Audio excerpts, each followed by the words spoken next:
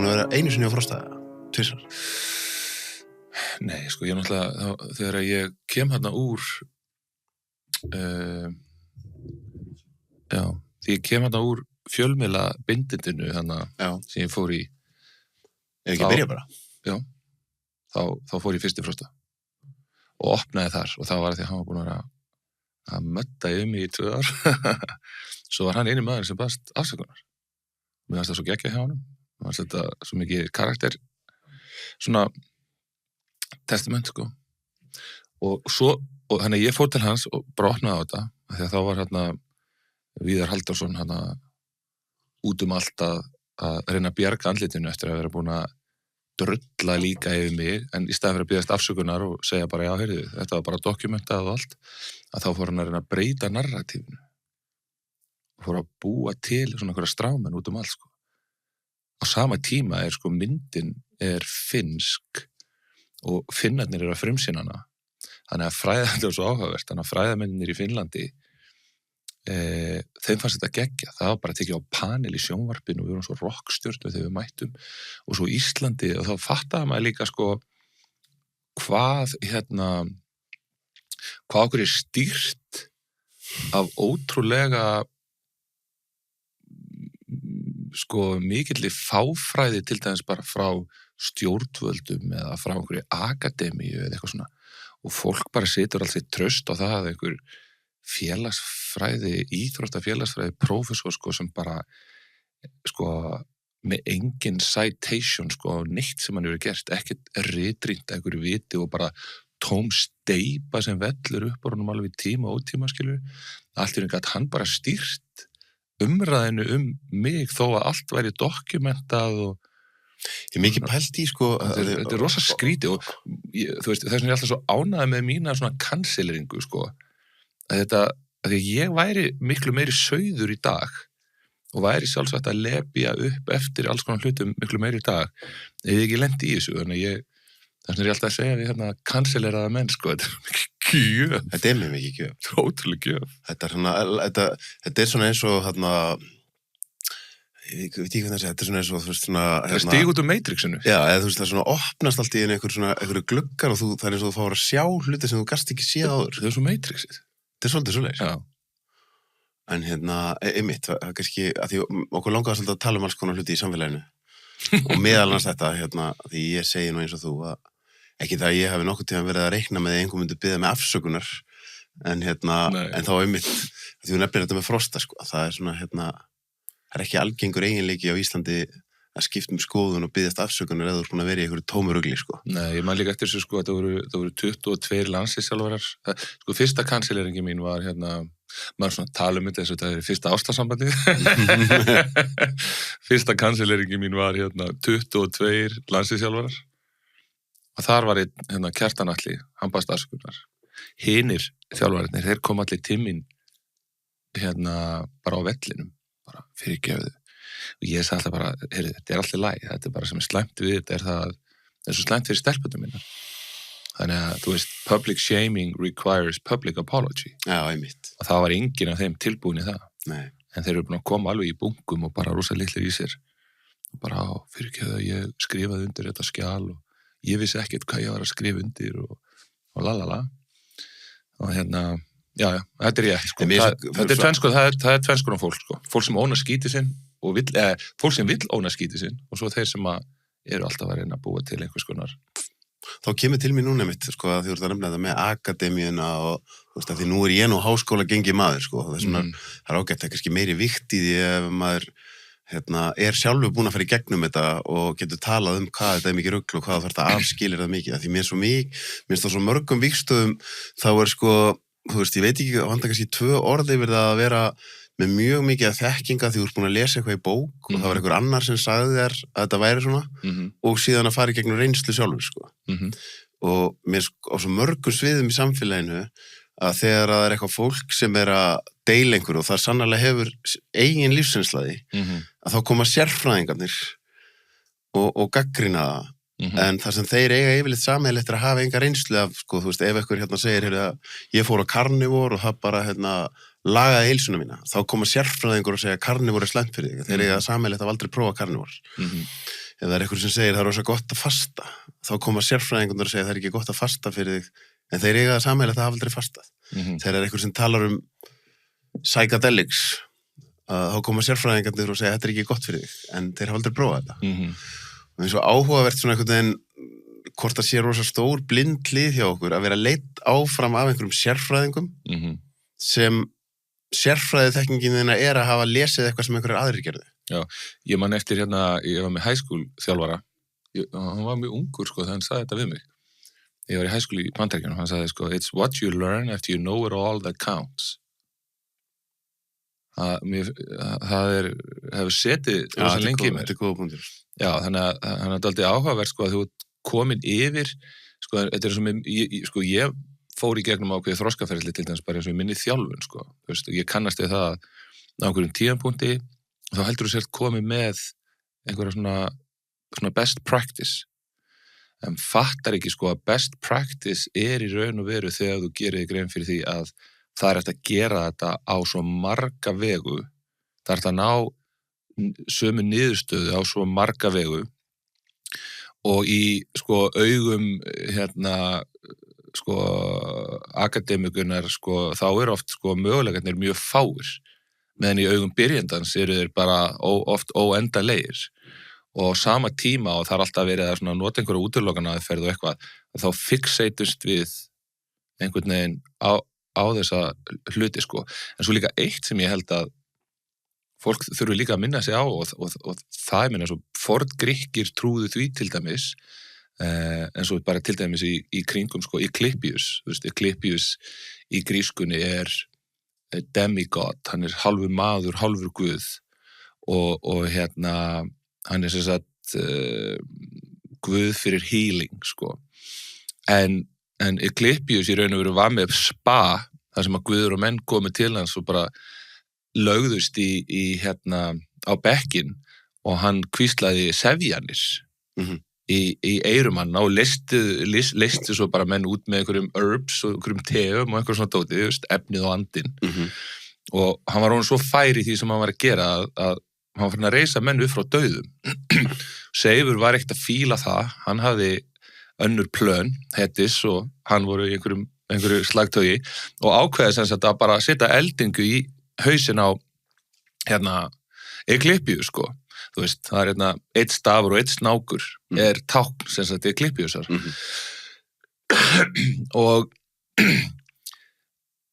sem sagt forngrikkir sem sagt trúa því að placebo, að trúin sé mesta og besta remedían.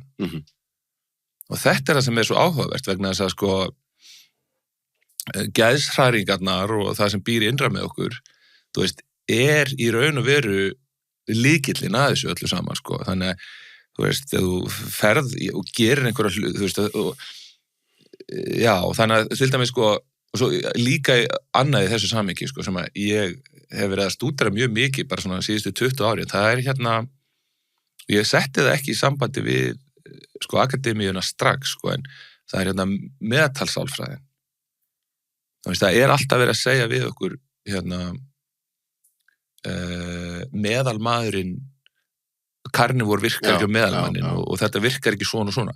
En við þurfum að átta okkur á því, sko, þegar það verið að gera rannsóknir, þá náttúrulega ekki verið að gera rannsóknir á möguleikunum.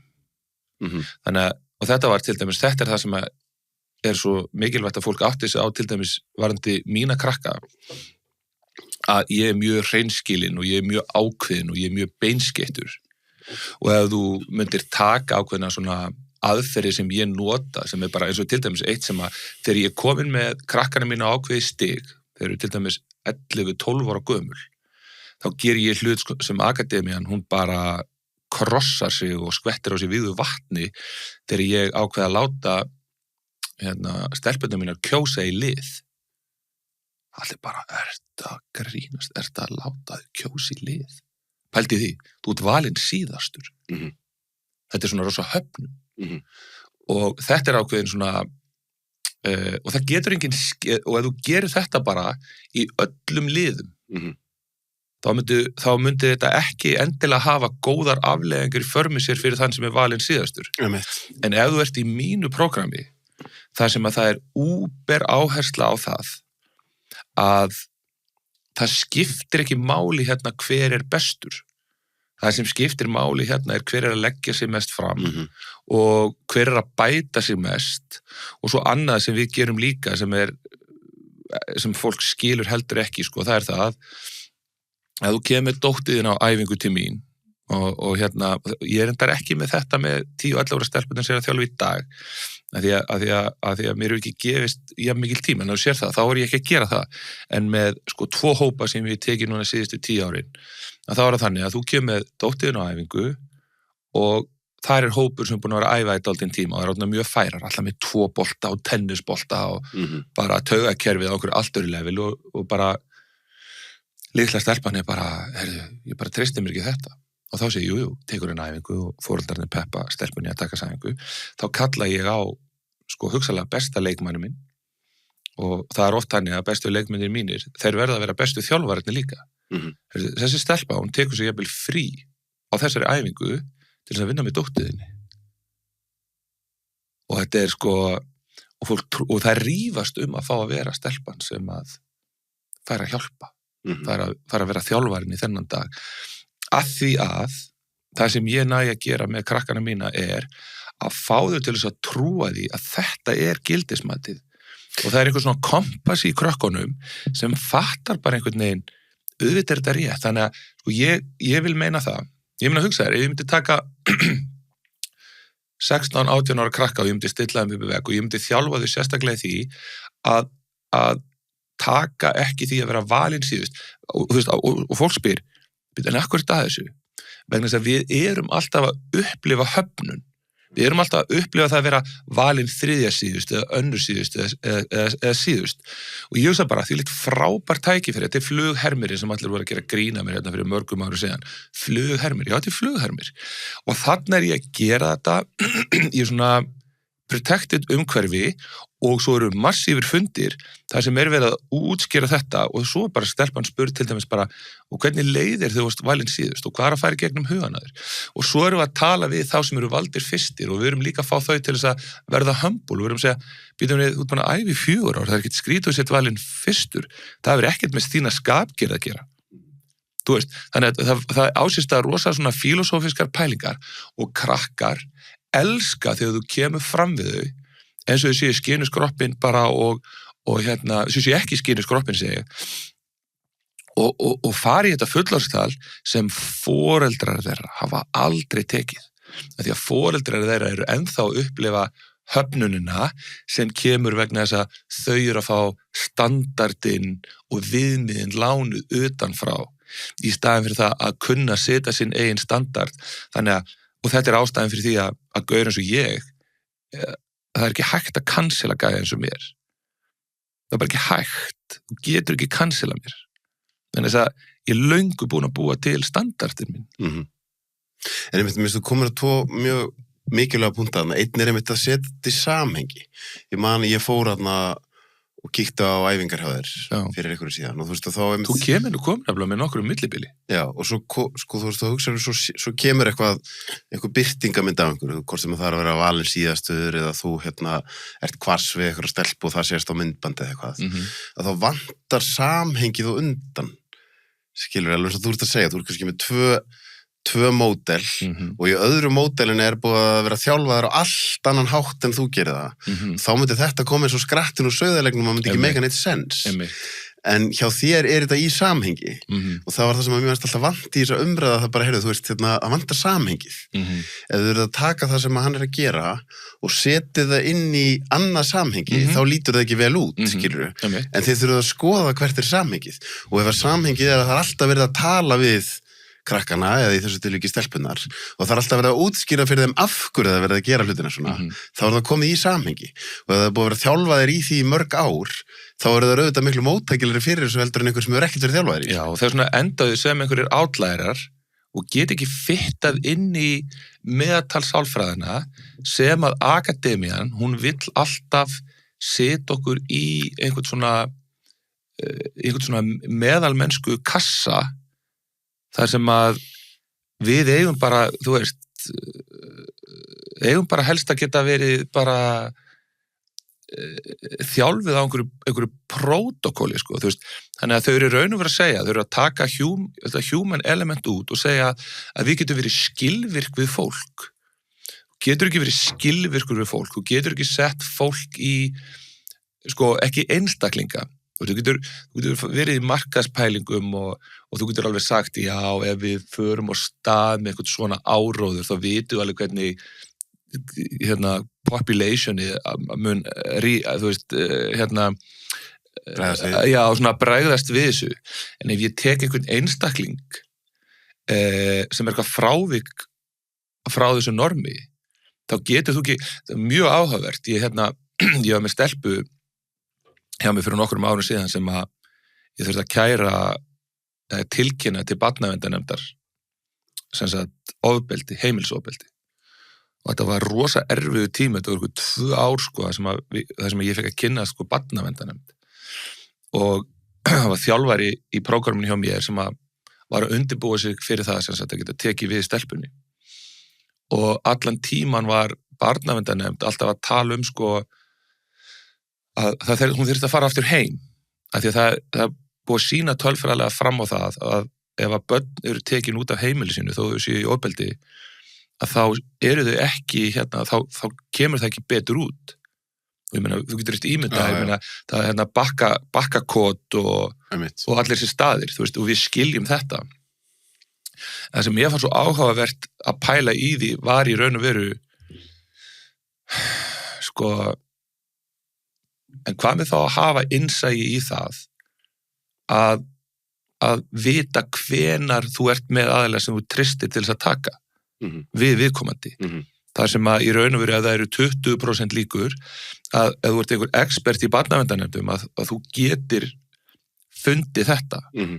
En þá áttar maður sig á því að kerfið er sko ekki bara lélegt, skilurðu, í þessu heldur líka bara hefur ekki tíma. Þannig að það er ekki bara að segja að barnaverndarnefnd sé sko, að því að þú veist, að sé vond. Því ég hef heyrt rosa slæma sögu til dæmis af svona barnaverndarnefndum og svona málum. Að sko, það er að tala um að ignorance is the root of all evil sko. Og það að ignora, að því að þú hefur ekki tíma, getur þýtt það til dæmis að þú gerir meinfýstna hluti. Þannig að þetta er svona, þú veist, þannig að það er mjög áhugavert til dæmis að lenda þá í einhverju svona, þú veist, eins og hérna Hafrúnu og Viðari Halldórs og öllu þessu fólki, sko, sem er svona fyrir mér er svona epitome af akademínu sem mætir og alltaf að flengja alla með meðaltalsálfræðina, svo þú færð einhvern sem er bara snillingur og ég er bara farin að fatta það að í þessari barnaþjálfun, þá er ég bara snillingur. Því að snillingur er sá sem að hittir í mark, en það er mark sem enginn annar sér. Og auðvitað förum við að flörta við snilligáfu þegar við sko bæði höfum áhuga á að fara í hluti sem ekki margir hafa áhuga á og hafa þennan andlega styrk til þess að geta haldið áfram þegar allir byrja að berja þig fyrir það að þora að brjóta normið. Skilurðu? Algjörlega. Og þú veist, þannig að, þú veist, mér er svo gaman að tala um mig sem snillinga því að fólk heldur að ég sé að segja að ég sé yfir aðra hafin, eða bara vill þannig til að ég er bara búin að vera eat it, breathe it, sleep it og að sjálfsögðu fer ég að flörta við það að ég sé að hitt í mark sem engin annar getur séð. Það, þú veist, með þú ert ekki að leita að því, að hafa áhuga á því, þá bara getur ekki séð það. Þarna kemur upp, með þinn punkturinn hjá mig var, þetta er svona tengist það sem við tala um, það er svona áhugavert, þú veist, hvers vegna fólk stuðast. Og ég held rosalega oft stuðastu út af því eitthvað djúpt inn í þér. Má ég fá svona? Já, endilega, kókosvatn. Að eitthvað innst inn í þér veist að þú ert ekki að uppfylla potensialið þitt. Og eitthvað staðar inn í þér veistu að þú Segð þetta aftur. Sko, ég er að segja sko þegar eitthvað stuðast við eitthvað. Þú veist, það er að segja svona, skilurðu, segja eins og svo að ég væri foreldri og ég er að horfa á okkur mann eins og þig. Og það stuðar mig brjálæðislega mikið. Í staðan verið að segja bara, heyrðu, nei, mér líst ekki sérstaklega á þetta að stelpa mín fyrir eitthvað annað lið. Já. Ég þarf ekki að stuðast við. Nei. Þetta er svona svolítið eins og þegar ég hef verið að sjá okkur umræðum polyamorous, þú veist, þegar einhver er í sambandi með 2 eða 3 aðilum og allir trillast, það er bara svona, ef að þú ert glaður að vera í hjónabandi með einu maka, mega þú ekki bræður að vera í ykkur öðru, er það ekki bara lægi? Akkur stuðastu? Já, meðan að það bara hefur ekkert með því að gera. Einmitt, og þess vegna finnst mér svo áhugavert að þegar þú ert komin á ákveðin stað í lífinu og þú stuðast mjög mikið af einhverju, þá þarfst alltaf að byrja að spyrja það, akkur er ég að stuðast? Er þetta einhver óunnin sjálfsvinna í mér? En í þessu meðalmennsku samfélagi okkar, þá er tendensi frekar bara að þú getur bara stuðast brjálæðislega, farið beint í fórnarlambið og bara haldið áfram að benda fingurunum í staðan fyrir að fingurum fari einhver tíman aðeins, er kannski eitthvað hérna hjá mér sem ég þarf að líti í? Og þá komum við með foreldrana, að ég held að það stuðar náttúrulega foreldra ef þau sjá og finna að þau gætu verið að gera okkur að hlutum með börnin sín sem þau ekki að gera. Sko. Þetta er sko kjarnainntak sem við vorum að tala nákvæmlega núna, til dæmis eins og bara í minni vegferð bara alveg upp þessi börn sko, sem ég er með.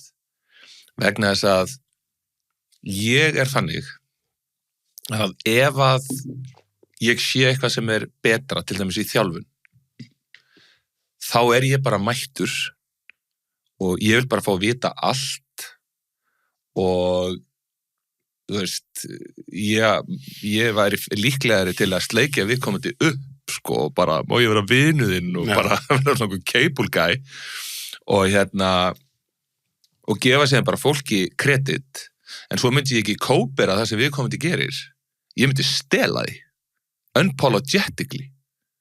Þannig að menn myndi bara horfa og segja bara, býtið, þetta er nú aðeins og grótt, hann er nú bara að herma hérna eftir Don Mayer,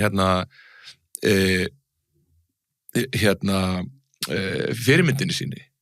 Og ég er bara ekki góðu fyrir það, og ég hef alltaf bara verið þarna, sko, að því ég hef ekki sett þetta á eitthvað svona stað, sko, sem að það er rosa mikið af fólki, ég tek eftir þessu bara í þessari key habits vinnu sem ég er í, sko, að fólk er svo fljótt að byrja að segja, sko, alltaf já, ég fíla bara inni, sko, nei, þú veist, ég er í þessu, en ég fíl ekki allt sem hann segir, þú veist, það þarf alltaf að vera þessi disclaimer sem alltaf, en ég fíl ekki allt sem hann segir, bara þannig að það sé alveg hreinu.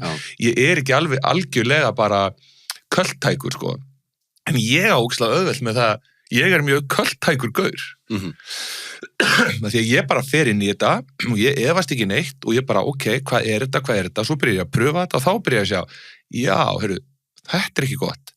Ég segi, já, þetta er ekki gott fyrir mig, en ég get skila okkur þetta virka fyrir þennan. Þannig að þegar ég byrja að mæta með stelpur sem til dæmis kunna hugga sig sjálfar og þegar ég mæti með stelpur sem að fagna ekki rosa mikið eftir sigurleiki eða þegar ég með stelpur sem að finnst ekki skemmtilegast endilega bara að vera með vinkonunum, því að þær eru bara að byrja að hugsa það að verða góðar og vinkonurnar eru kannski bara svona í 3. eða 4. sæti. Þegar vinkonurnar eru oft í efsta sæti hjá stelpum sem eru að spila körfubolta. Og einhvern veginn þá, ef ég myndi spyrja hvern sem þá myndi ég segja hvort er betra að dóttiðin sé að út af vinkonu sínum eða þegar henni líður eins og virðiðinnar sé að verða meira. Og við þurfum ekki að svara, við þurfum ekki að ræða það mál. En svo þegar þú mætir til dæmis með dóttiðina, ert að spila móti einhverju svona hópi frá mér, eins og þeir voru oft, að þá bara líður þér eins og að þessar stelpur séu bara allt og mikið kontrast við til dæmis dóttiðina sem projekta síðan aftur á þig, sem er bara svona, ég hlýt að vera að gera eitthvað vitlaust og í staðinn fyrir það að mæta og segja, heyrðu, mér langar að læra þetta. Þá segir fólk bara, og þetta var alltaf þannig, fólk sagði fyrst bara, já, það eru bara tuttarar sem voru að spila mútið strákonum. Ég meina, það eru dómarar, skilur við. Það veist.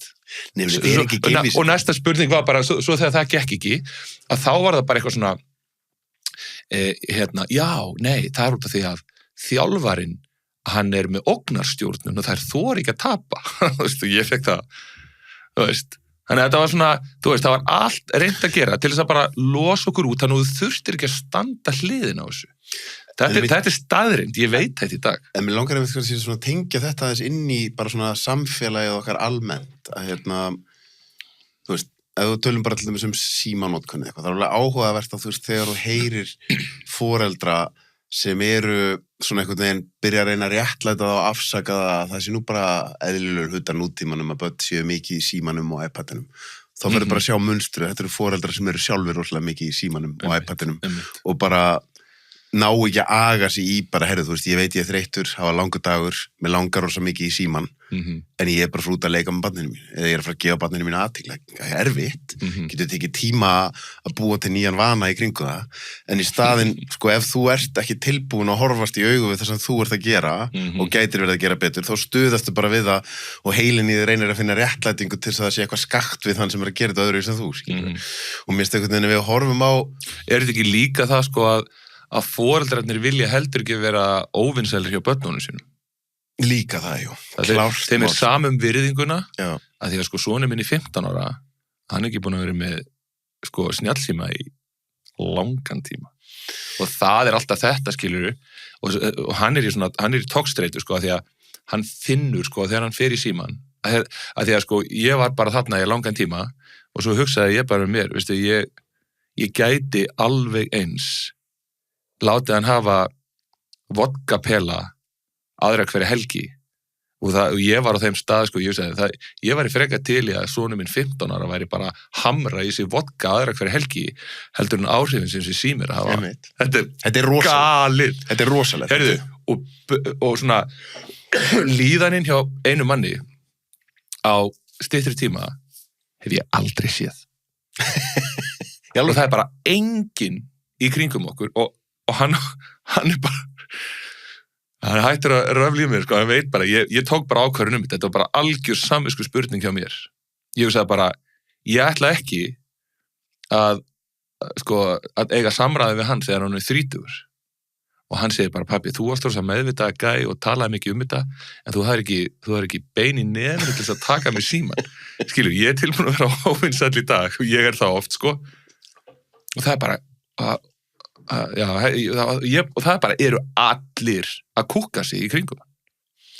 Þetta er rosalegt, sko. Þú veist, ég er alveg búin að fá næga innsýn inn í þetta til þess að, þú veist, ég er að vinna með kallahóp með bara high level kallmönnum, það bara eru allir, ef þeir eru heiðarlegra við, þetta er bara dóti sem ég hef ekki stjórn á, sko. Þetta er rosalegt dæmi, sko.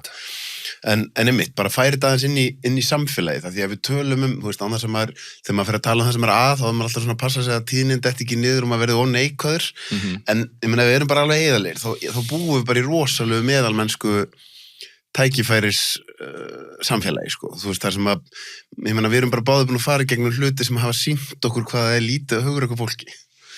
Skilur, og þá er ég bara að meina og það er svolítið þetta sem þú ert að segja það er bara rosa, sem er mjög mannlegt og náttúrulega bara mannkynssagan hefur sýnt okkur þetta bara í nasismannum og öðrum þá náttúrulega kannski hefði það getað kostað í lífið en það að vera tilbúin að vera óvinsæll tímabundið og geta sagt seinna, já þið sáðu, ég hafði rétt fyrir mér þá held ég að sé, þú veist, svo algengt og maður sér þetta náttúrulega kannski svo mikið í stjórnmálunum að því þar er fólk sem er fyrir opnum tjöldum að taka ákvarðanir fyrir alla. Ég er alveg búin að komast að þeirri niðurstöðu að meðal stjórnmálamaður, hann stendur frammi fyrir 2 valkostum. Valkostur A, ég veit að hann er betri til lengri tíma fyrir fólkið og starfið mitt er að vera í þjónustu fyrir fólkið en hann mun gera mig óvinsælan tímabundið. Valkostur B er verri fyrir fólkið, hann er verri fyrir landið eða borgina eða hvers sem er að stjórna en hann er betri fyrir mig tímabundið og ég verð vinsæll. Ég held bara því miður leiðilegt að segja að 95% af fólki í stjórnmálum er að fara að velja valkost B, sko. Ég held að sé meira en 99%, sko. Og þú veist, þetta er ekki til þess að dæma, þetta er mjög mannlegt að því í okkur öllum er þörfin til að tilheyra og í okkur öllum er, þú veist, ótti við að vera útskúfað eða maður er óvinsæll og eitthvað svona, en þetta er rosalega skortur á gildum. Já, bara fyrsta pælingin, sko, því við ætlum að taka fríkvensi að þessu, sko, þá held ég að það er aldrei fyndið að tala um það að við búum í svona meðalmennsku samfélagi, sko, og að við séum ykkur í meiri meðalmennsku heldur en einhver annar staðar.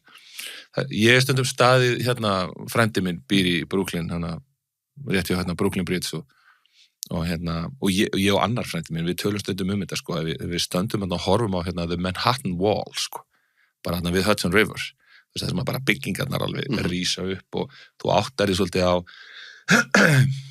fjöldanum af fólki sem býr þarna og þeir sem skara fram úr í svona affluent samfélögum, sko, þetta er náttúrulega miklu hærri standard Já. á öllu. Já. Hærri standard á bara hvað að vera duglegur og hvað að vera góður í hinu og þessu og allt þetta. Þannig að auðvitað alltaf meðal mennska því að, þú veist, ef standardin væri hærri, klárt. þá væri við ennþá að tala það. Klárt. Þannig að þessi ég alltaf að reyna að minna mig á, sko, í raun og veru að ég í raun og veru meðalmaður. Ég séu bara hvernig ég klæddur. Ég bara klæddur eins og meðalmaður og ég að gera allt, ég að fara eftir reglum og taumhaldi, hvort sem það formlegt eða óformlegt eða whatever, allan daginn.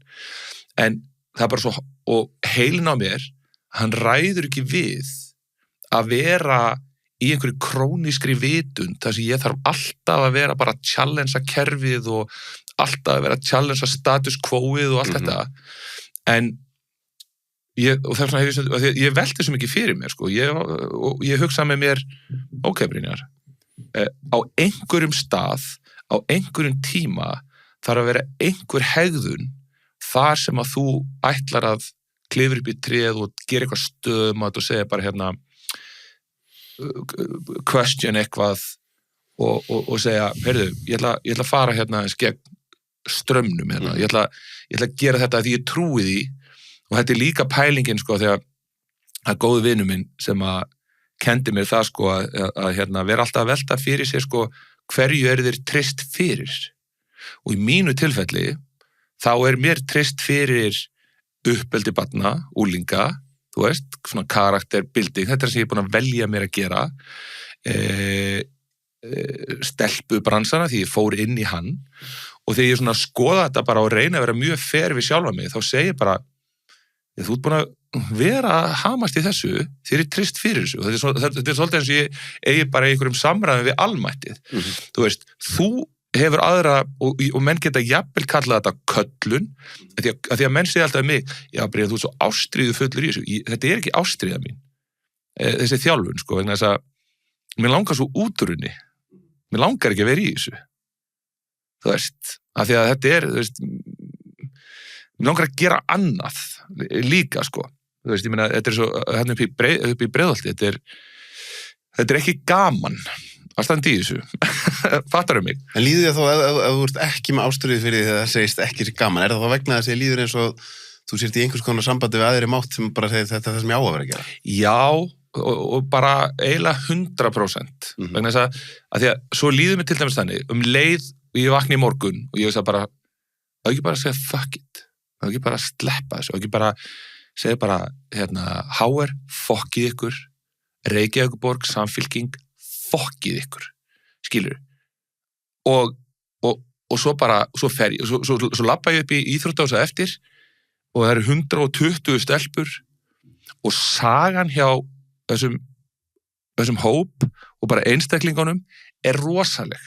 Og þá líður mér svona eins og þú hafi sagt bara, hérna egg í fugl í útrýmingahættu hérna, taktu þetta egg, og ég bara fæ eggið og bara, hvað á ég að gera? Og svo hugsa ég líka með mér hérna, ef ég gerir þetta ekki, þegar menn, og fólk að horfa tíminn og segja bara í dag, ég finn alltaf meira og meira, við vorum í fjáröflum daginn, þess að vorum að hérna, safna fyrir búningum. Sölvi, þú gast keypt búning á 13.500 krónur, að því að ég búin að vera með yngstu flokkana mína, að því að það svo mikilvægt að krakkarnir í aðfinu séu í hérna æfingafatnaði, svo séu eins og æfing. Því ég að fá krakka alls þar að, en svo ég með krakka sem bara eiga valla fyrir nærhöldunum, sko. Þannig að ég hugsaði, og svo þegar var ég að vinna núna, ariðil í fyrsta skipti, með stelpur úr 111 sem rosa mikið afrek, finnst mér. Sérstaklega bara svona að krakkar í þessu hverfi upplifi svona svo, við getum líka verið afbörða, sko. Við getum líka verið best, pældi hvað það mikilvægt þarna. Algjörlega. Þannig ég hugsaði bara, heyrðu, við þurfum að fara í flottu búningun okkar. Og ég sitt vídeóin á Facebook og að biðja fólk að styrkja mig 13.500 krónur. Við sko, söfnuðum miklu. Hvað heldur? Reknaði þetta einhver Facebook-póstur sem eitthvað 4.000 manns sér. Hvað myndir að halda? Nokkrir 100 skallar? Nei, það 500.000. Það rosa mikið. Veistu hvað þetta sagði mér? Þetta sagði mér það að fólk að treysta á mig, ég geri þetta. Fattarðu? Og þetta var svo, ég heyrði öllum sem styrta okkur, sko. Fallegt. Rosalegt. Og ég hugsaði með mér allan tíman, já, þér trist fyrir þessu. Og svo bara þannig að við þurfum ekki að treyst hvort öðru fyrir alls konar hlutum. Ég get ekki verið að djöflast í öllu, en ef ég geri þetta ekki, þá get ég ekki ætlast til þess að einhver annar taki sína köllun og vinni í því sem honum treyst fyrir. En veist að þetta frábær punktur sem kom með hana og þá, svo ég útskýraðins betur þetta sem ég var að tala um á með meðalmennskuna, því þetta að hárrétt að það meðalmennsk allstar. En það kannski eitthvað, ég hef nú ekki verið jafn mikið í Bandaríkjunum og þú, en ég hef samt verið aðeins í Bandaríkjunum og síðast þegar ég var þá var ég þar í 2,5 mánuði í beit og það sem ég upplýði þá var ég reyndar í LA sem kannski svona, þú veist, á ákveðnum sviðum það svona, þú veist, talentið safnast svolítið mikið þangað, en það sem maður fann svo mikið var, þú veist, ég sé eitthvað gæja sem að í betra form en ég og þegar ég var byrjað að smitast aðeins af þessu ameríska mentality, þá fyrsta hugsunin mín ekki, akkur hann svona flottur, heldur fyrsta hugsunin mín að labba til hans og segja, djöldu flottur, hvað það gera? Og fólk var farið að koma til mín og segja það sama við mig, skilur, og þá kemur einmitt eins og bara þetta að, þú veist, nú ert þú að tala um þig, ég get alveg leyft mér að tala um mig, ég segi bara, þú veist, það að mér hef ekki verið boðin viðtalsþáttur á RÚV galið. Það gjörsamlega galið. Hvernig viðtalsþáttur það? Nei, bara þá ég bara að meina, ég það góður í því sem ég ger. Og það svo gott að geta sagt að ég ekki að segja þetta til að upphefja sjálf, ég bara veit þetta. Af því eins og þú segir, þetta einhvers konar köllunum, þetta bara eitthvað, ég á að vera að gera þetta. Ég á að vera að miðla og túlka. Og ég búin að vera, skilur, og þá það bara nei, við búum í samfélagi þar sem að það svona, já, það þarf að vera ein kona, það þarf að vera einn svona, það þarf helst að vera einn feitur, það þarf að vera einn svona, skilur, bara svona, heyri, come on. Ef ykkur mjög taka góð, það sem bestur. Nákvæmlega, skilur. Og það sem að ég að meina, það einhvern veginn svona, getum við fyrir að fara... En af hverju fer kúltúrin í þetta? Ég veit það ekki, það aftur það svo gott að reyna... Ég viti það. Ok, komdu með. En þess að leið út farin að segja... Og nota benni, ég tek það fram að það ekki eins og með langi eitthvað í viðtalsþátt og RÚV. Ég bara taka til dæmi, þetta bara, við erum með eitthvað það sem mikið samkeppni, eins og fótboltalandsliðið. Þar gætir ekki bara, nei, við ætlum bara að taka besta leikmann og okkur ekki velja hann í hópin. Af því þar bara einhvern veginn konsensusinn, þetta bara hver bestur. Og ef ég farin að velja einhverja lélegri gæi út af einhverju pólitísku réttrúna, þá er ég bara að fara að tapa. Og þarna samþykjum við öll að bara þeir bestu eiga að vera inn á. En svo á öðrum sviðum erum við með einhverja allt aðra pælingar. Sko. En það veistu af hverju það er? Ég veit af hverju það er. Okay. Það vegna þess leið og þú ert farin að segja þetta, þá komin krafan það að þú þjálfir viðkomandi. Skilur mig, ef þú ferð í skólan og þú ferð að segja það ekki nóg að ná, þú veist, við ætlum að gera þig góðan, að þá þarft þú í raun og veru að fara að bretta upp ermarnar og jafnvel að fara að finna leiðir til þess að elevata þá sem eru ekki bestir. Þú veist, það eru svo frægar þessar rannsóknir sem eru gerðar til dæmis á því að þú tekur einkunnir hjá, sem ekki enganir. Einkunnir segi ég, já. Þú tekur einkunnir frá í einhverjum bekk og snýrð þeim, það sem að sá sem með bestu einkunna fær lélegust einkunna og þú lætur kennaran sem tekur á eftir hafa omvend niðurstöð. Og þá allt í hennu bara fyrir viðkomandi að vera rosa hissa á því að sá sem lélegastur, skilurðu, að sá sem var bestur frá því fyrra bara lélegastur núna og þá ferð þú allt í hennu að segja, það hlýtur að vera eitthvað hjá mér sem gerir þetta verkum og þá fara tölurnar að snúast og og þetta er allt spurningin líka væntingar og allt þetta og það eins og við þorum ekki að gera kröfu á fólk og segja bara, þú þarft að verða betri vegna þess að með því í raun og veru fer þessi valfærni í báðar áttir sem þannig að það ekki nóg að hann verði betri, heldur þar ég þá að byrja að þjálfa viðkomandi og þetta sést samt í íþróttunum en þess að sá sem bestur ekki alltaf sá sem að eða oft sá sem að fekk bara mest tækifærin í byrjun. Og þetta það sem við erum að gera til dæmis, þess vegna hefur mér alltaf fundið svo ofboðslega, sko, það má segja margt slæmt mig. Ég alveg til í að kvitta undir alls konar svona hluti og segja bara, já, ég skil að hverju fólk segir þetta, en þegar fólk að tala það að ég sé einhverju elítþjálfari, ég minnsti elítþjálfari sem riðið hefur íslensk héruð, sko. Það enginn sem hefur jafn gaman að því að fá hérna innfætta, eineigða dvergin að massa körfuboltan. Þú veist, eða bara mæta á æfingu eins og hann sé $1 million prospect, vegna þess að veistu hvað það gefur hinu mikið. Það ekki, þú veist, bara ef þú ætlar að pæli, þú veist, þannig að hvað erum við búin að gera? Við erum búin að finna leið til þess að sýna fram á hvernig þessi aðili getur contributað inn í liðið með því í raun og veru að ef að minnsta talenti mitt tilbúin að leggja mest á sig. Hvað segir það við besta talentið? Ef að minnsta talenti mitt sá sem bætir sig mest, hvað segir það við alla hina? Þannig að út frá þjálfunar, ef þú ætlar að fara mjög djúpt í þjálfunarsálfræðina, þá ekkert betra heldur en það að vera með eitthvað svín sem að búið að ákveða það að keppa við veðhlupahestana. Það bara, þú farið það ekki betra. Ég skil algjörlega hvað tala um. Já, og þetta sko vegna þess að sérstaklega í sportinu og ég man við mörg á síðan við tölum þetta og ég var alltaf að tala um klámið. Manstu? Ég var alltaf að tala um klámið í atvinnumanna sportinu. Að það sem ég á erfiðast með, það þegar verið að taka andan út úr sportinu. Alveg eins og það verið að taka andan út úr kynmökum og bara lovemaking, sko, gera það klámi, sko.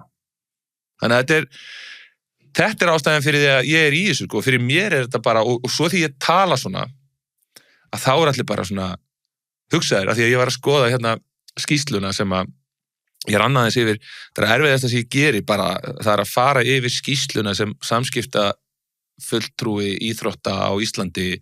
Eða að taka hann eftir smá stund? Já, en mér langar nefnilega að koma inn á það. Já, en það sem verið að tala þar í raun og veru sko að hugsaði, nú tala ég bara ég tala stundum eins og prestur. Ég körfuboltaþjálfari.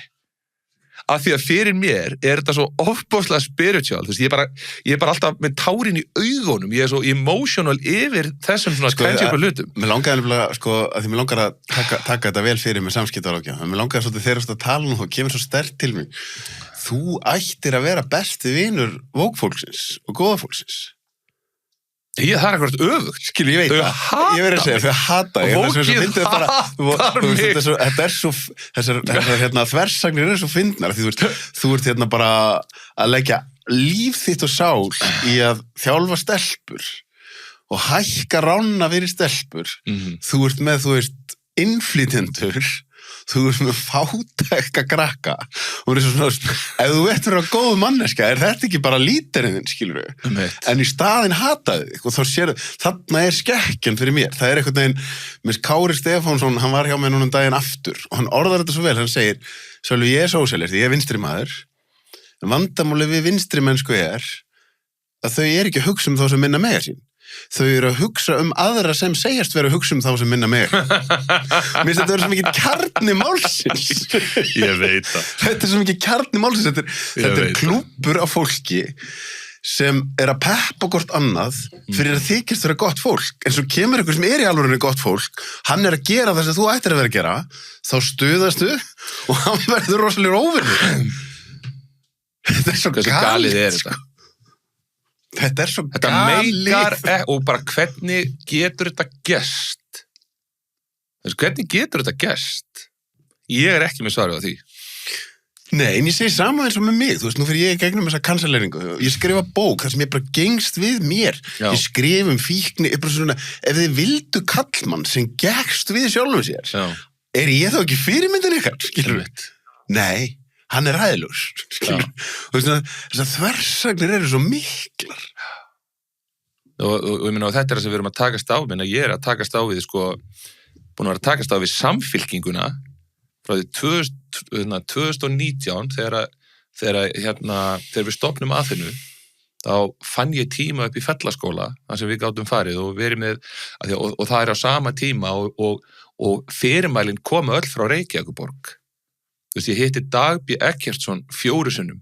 Ég var svo spenntur að hitta. Ég var svo mikil samfélkingamaður í gamla þetta og ég hugsa alltaf með mér, sko, þú veist, þú talað um þetta, sko, þú ert ekki vinstri maður, þú ert ungur, þá ert ekki með hjarta, þú veist, þú ert ekki orðinn hægri maður, þú ert eldri, þú ert ekki með heila, þú veist, í alvöru er það bara raungerast hjá mér. Þú veist, er þetta bara þannig? Þannig að allt sem kom frá samfélkingunum, ég hef alltaf verið að tala um þetta, sko, ég var svo mikið kvennalistamaður. Ég elskaði kvennalistan. Ég fylgdist rosa vel með þeim. Þetta fyndi, sko, ég held ég að vera 10 ára gamall þegar ég hugsaði fyrst um það að ég myndi kjósa kvennalistan. Og svo er ég Ingibjörg og Sólrúnarmaður, alveg bara grjótharður, að ég fylgdi henni bara úr kvennalistanum og og svo er ég rosa spenntur að hitta Dag B. Eggertsson, að því hann talar alveg svoleiðis bara, þú veist, þetta er allt rosa vókað og maður bara, já, heyrðu, ég ætla bara að fara upp í Breiðholt og ég er búin að finna tíma og ég sá að það komu fyrirmæli frá Tjörninni sem sagði, gerum stelpum hærundi höfði, Íslendingum að erlendum uppræna hærundi höfði og nýtum húsi betur og ég bara, let's do it og það svo fyndi, ég satt með honum inn á skrifstofu og það er einhver aðstofamaður þarna og ég bara svona tala um þessa hluti og ég segi, hann er svo góður að hlusta. Svo bara eftir 50 mínútur þá bara heyrðaði mér í ágúst, svo heyrði ég honum í ágúst og það gerðist aldrei neitt. Ég fekk aldrei neitt tilbaka, frábær hugmynd, áfram héldu hugmyndirnar að koma frá Reykjavíkurborg hvað ætti að gera. Heyrðu, 2 árum seinna, make a long story short, og það er alveg saga út af fyrir sig, hvernig við komist inn í Austurberg, sem var rosa plott, sko. Að þá finnum við það að borgin, sko, ég plottaði mig inn í Austurberg á rosalegan hátt og að því að kerfið sagði alltaf við mig bara því miðurbrýna þetta er góð hugmynd en IR er með sem sagt engaleyfið á 109 og þá var ég nýbúin að sitja á stjórnarfundi því ég var rekin úr IR þegar stelpurnar droppuðu, mjög áhugavert, ég var rekin fyrir það að stelpurnar droppuðu en þeir eru brjálar að því ég hætti að þjálfa strákalið þeirra. Þannig ég mátti vera fattur við þá, þú veist, og allt svona. Og þá var ég nýbúin að vera stjórnarfundi hjá IR, þar sem að ég var að segja, akkur er ekki upp í Austurberg í 109? Þá sögðu þeir, já, þá þarf 109 að koma handboltinn sem var upp frá. Þá þarf hann að fara nýr í Seljaskóla sem er sko 111 sem er Seljakverfi. Við höfum ekki áhuga á stemningunni. Og þetta er félagið sem er treyst fyrir því að þjónusta, sko, þú farð ákveðin forréttind að vera hverfafélag, en þú ert með einhverja skyldur, en írengarnir voru bara svona, við viljum ekki þessar skyldur, þetta er svo ósangjant að við sittum upp með svartapjötur bara. Þannig að þetta var allt svo rosalega súrt og ruglað og ég hugsaði bara, vá, enginn sem kýs þarna í 109 og þá bara lætur pólitíkin þetta eiga sig, á sama tíma er að verða til rasismi þarna, út af þessu, útlendinga andúð og alls konar hlutir, þetta er alltaf gerast, þetta er alltaf gerjast þarna og krakkarnir fá engin fjandans tækifæri, þegar við förum inn í Austurberg, þá eru 11 kennitölur úr 111 sem er helmingurinn af Breiðholtinu, 10.000 manna hverfi, að nota sem sagt íþróttahúsið í hverfinu sínu. Þá var bara fólk að koma allstaðar að til að frábært íþróttahús, sko, til að nýta, þú veist, og maður er bara, svo þegar ég fer að tala um þetta, þá verður samfélkingin brjáluð og embættismennir í Reykjavíkurborg brjálaðir. Og það sem ég vissi þá að gera þegar þeir fara á móti þér og ætla að henda þér út, þá treystar á það að þú fór ekki open mic hjá Sölva Tryggva. Þeir treyst ekki því að ég geti bara farið á podcastringin vegna þess að RÚV myndi aldrei taka þetta. Þeir eru bara málgagn, ég er búin að taka eftir því. Já. Og ég hef ekkert skin in the game, eitthvað fucking RÚV. Ég er bara búin að sjá það. En er þetta ekki, þú veist, við erum að tala um eitthvað svona ósýnilega slikju sem liggur yfir samfélaginu. Og fyrir mér er að þú nefndir orðið Matrix á hann. Já. Fyrir mér er Matrix svolítið svona, þú veist, það kemur frekar fljótt í ljós, ertu í kerfinu? Já. Eða ertu ekki í kerfinu? Og kerfið þekkir sína. Ég meina, það er alveg sama. Agentarnir þekkja sína. Mér hefur sjálfsögð ekki verið boðið inn í RÚV eftir kanselleringuna, þó ég hafi gefið út heila bók og alls konar, en mér var heldur ekkert mikið boðið þarna fyrir. Því það er bara, þetta bara gæði sem passar ekki hér, sko. Nei. Skilur, það eitthvað svona ósýnileg slíkja. Ég hugsaði einhvern veginn, fór einhvern veginn yfir þetta, já, ég er búin að gefa út 7 bækur. Þú þarft að hafa sýnt fram á mikið cultural conformity. Já, svona lengi í public, við erum aldrei búið í Gíslamarstinu, aldrei búið í Kiljuna, 7 bækur, aldrei búið í Silfur Egils, aldrei, það bara, ég er ekki í Rúvari. Ég er þeim ekki þóknalegur og það er svona, já, hvað það? Jú, það er líklega því ég bara er of mikið rebel og það einhvern veginn finnst. Þetta kultúrelíta. Já, og sko, svo erum við að tala um þessu háskólana, af því þannig erum við að tala um hið opinbera. Hið opinbera, þú veist, RÚV er ríkismiðill, háskólarnir eru á peningum frá ríkinu, þetta er einhvern veginn svona, og þá ef ég tekið þetta aðeins dýpara level, þá finnst mér eins og í stóru myndin í heiminum séu svona 2 erkitýpur að takast á, það er fórnarlambið og sjálfsábyrgðin, og kerfin eru rosa mikið, þau vilja halda okkur í fórnarlambinu, skilurðu, og þá það svona, þú veist, leiðu þú stígu bara út úr þessu og segir nei, þá byrjar að vera heiðalegur, og þá byrjar að tala gegn þessu dóti, þá ertu líka að taka séns á því að þetta dóti er ekki að fara að fæða þig, sko. Nei. Þú býtir ekki í höndina sem fæði þig. Nei. Og við erum svo stór hluti af okkur og Ísland, við erum ómeðvitað ég ætla ekki að fara að taka séns á að stíkja neitt þarna, af því að ég gæti þurft að láta þess að hönd fæða mig, sko. Veistu hvað er líka áhugavert við þetta? Ég er alveg sammálað þessu öllu. Og það mér finnst það svo leiðilegt ég sé sammálaðir. Þetta er svo sorglegt, sko. Þetta er bara svona. En það sem er áhugavert í þessu í raun og veru það að ég stundum að ímynda mér, sko, að mínir óvildamenn, að þeir bara setjast inn í reykfyllt herbyggi bara og bara þeir að tússa á vegginn hvernig við ætlum að gera þetta, en það er ekki svo. Vegna þess að þetta er bara eins og ég ímynda mér stundum að ég sérðu fyrir þér hérna ljóninjur sem að setja einhverja svona hjörð og það er bara svona instinkt bara hverju veikasti hlekkurum við erum að fara eftir honum, það er ekkert eitthvað hérna Delta Force hérna signing kerfi eða eitthvað, þetta er bara svona einhvern veginn í eðlinu, þetta er einhvern veginn í fríkvensínu. Ég myndi segja í fríkvensínu, sko, þú veist, þegar þú talar um þetta fólk, án þess að ég, sko, sé með einhver svaka mikið persónuleg kynna þeim Hafrúnu og heitir hann Víðar eða Víðir? Mér sagt hann heiti Víðir. Ok. Þegar svona fer ég alltaf eftir því. Ok.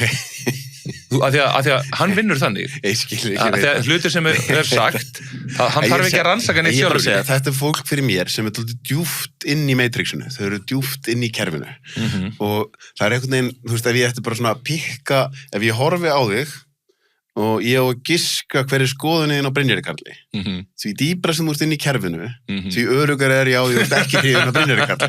Og svolítið sama með mig. Því dýbra sem þú ert inn í kerfinu, því meira finnst þér sölvöruglega að vera með einhverja falsfréttir og bara ekki alveg bara. Ég bara á skrítin, rugludallur og eitthvað skilur. Og þetta er svo áhugavert, að því mér finnst það svo ofboðslega óeftirsóknarvert og eiginlega bara hræðilegt ef að, þú ert svona auðlesanlegur. Það er bara, ég veit úr inn í kerfinu og bara ekki vitað heila skoðunin á öllu. Þú ert bara ekki með sjálfstæða hugsun.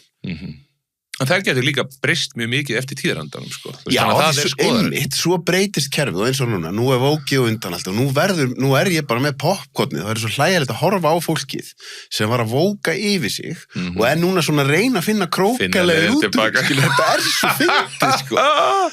Það er bara að vera að fela ritgerðirnar og fela fréttirnar og... Fyrsta tilraunin er að þú... Ég skal ekki segja ykkur hvað ég var að meina þetta. Sko, fyrsta tilraunin er að þú skilur ekki einu svona alveg hvað þetta orð merkir, sko. Nei. Og þú svona býr til einhverja aðra merkingu þannig að þú getur distanseraði frá því að þú vildir setja fólki sem vildi ekki láta bólusetta sig í COVID, það átt að fara út í Grímsey, sko.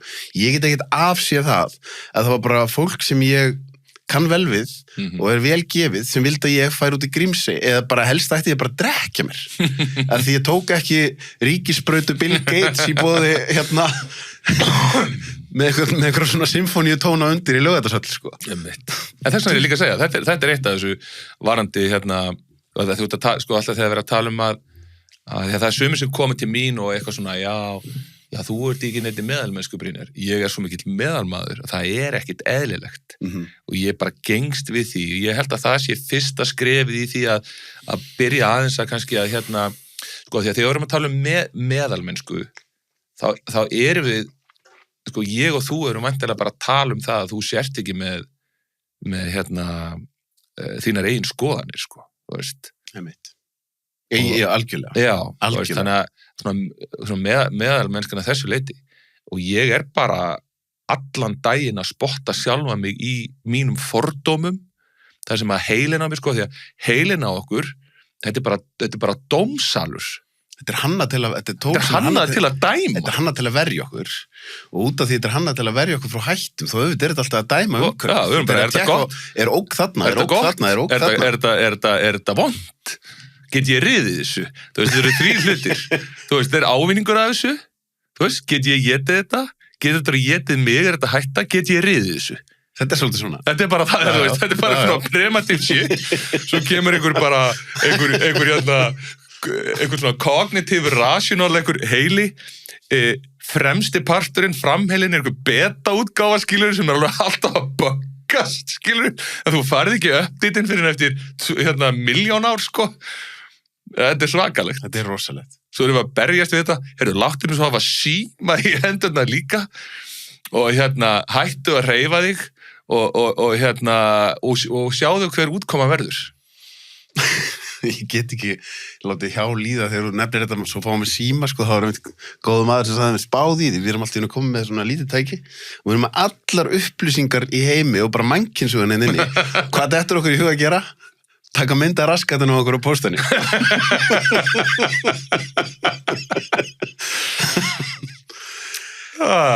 Funny because it's true. Ef að færa okkur aðeins takt og að því að, þú veist, eins og ég segi, Þú ert góður spyrjandi, sko. Þú ert heldur góður spyrjandi og mér, sko, bara svo fólk átti sig á því, sko, akkur svona spenntur alltaf að koma til, sko. Það er akkurat eins og þú sagðir, það er vegna þess að þú hefur einstakt lag á því að bæði sitja því mjög empathískur, að sitja því í, til dæmis bara spor mín. Og fyrir mér þetta, sko, ég man nefnilega eftir því að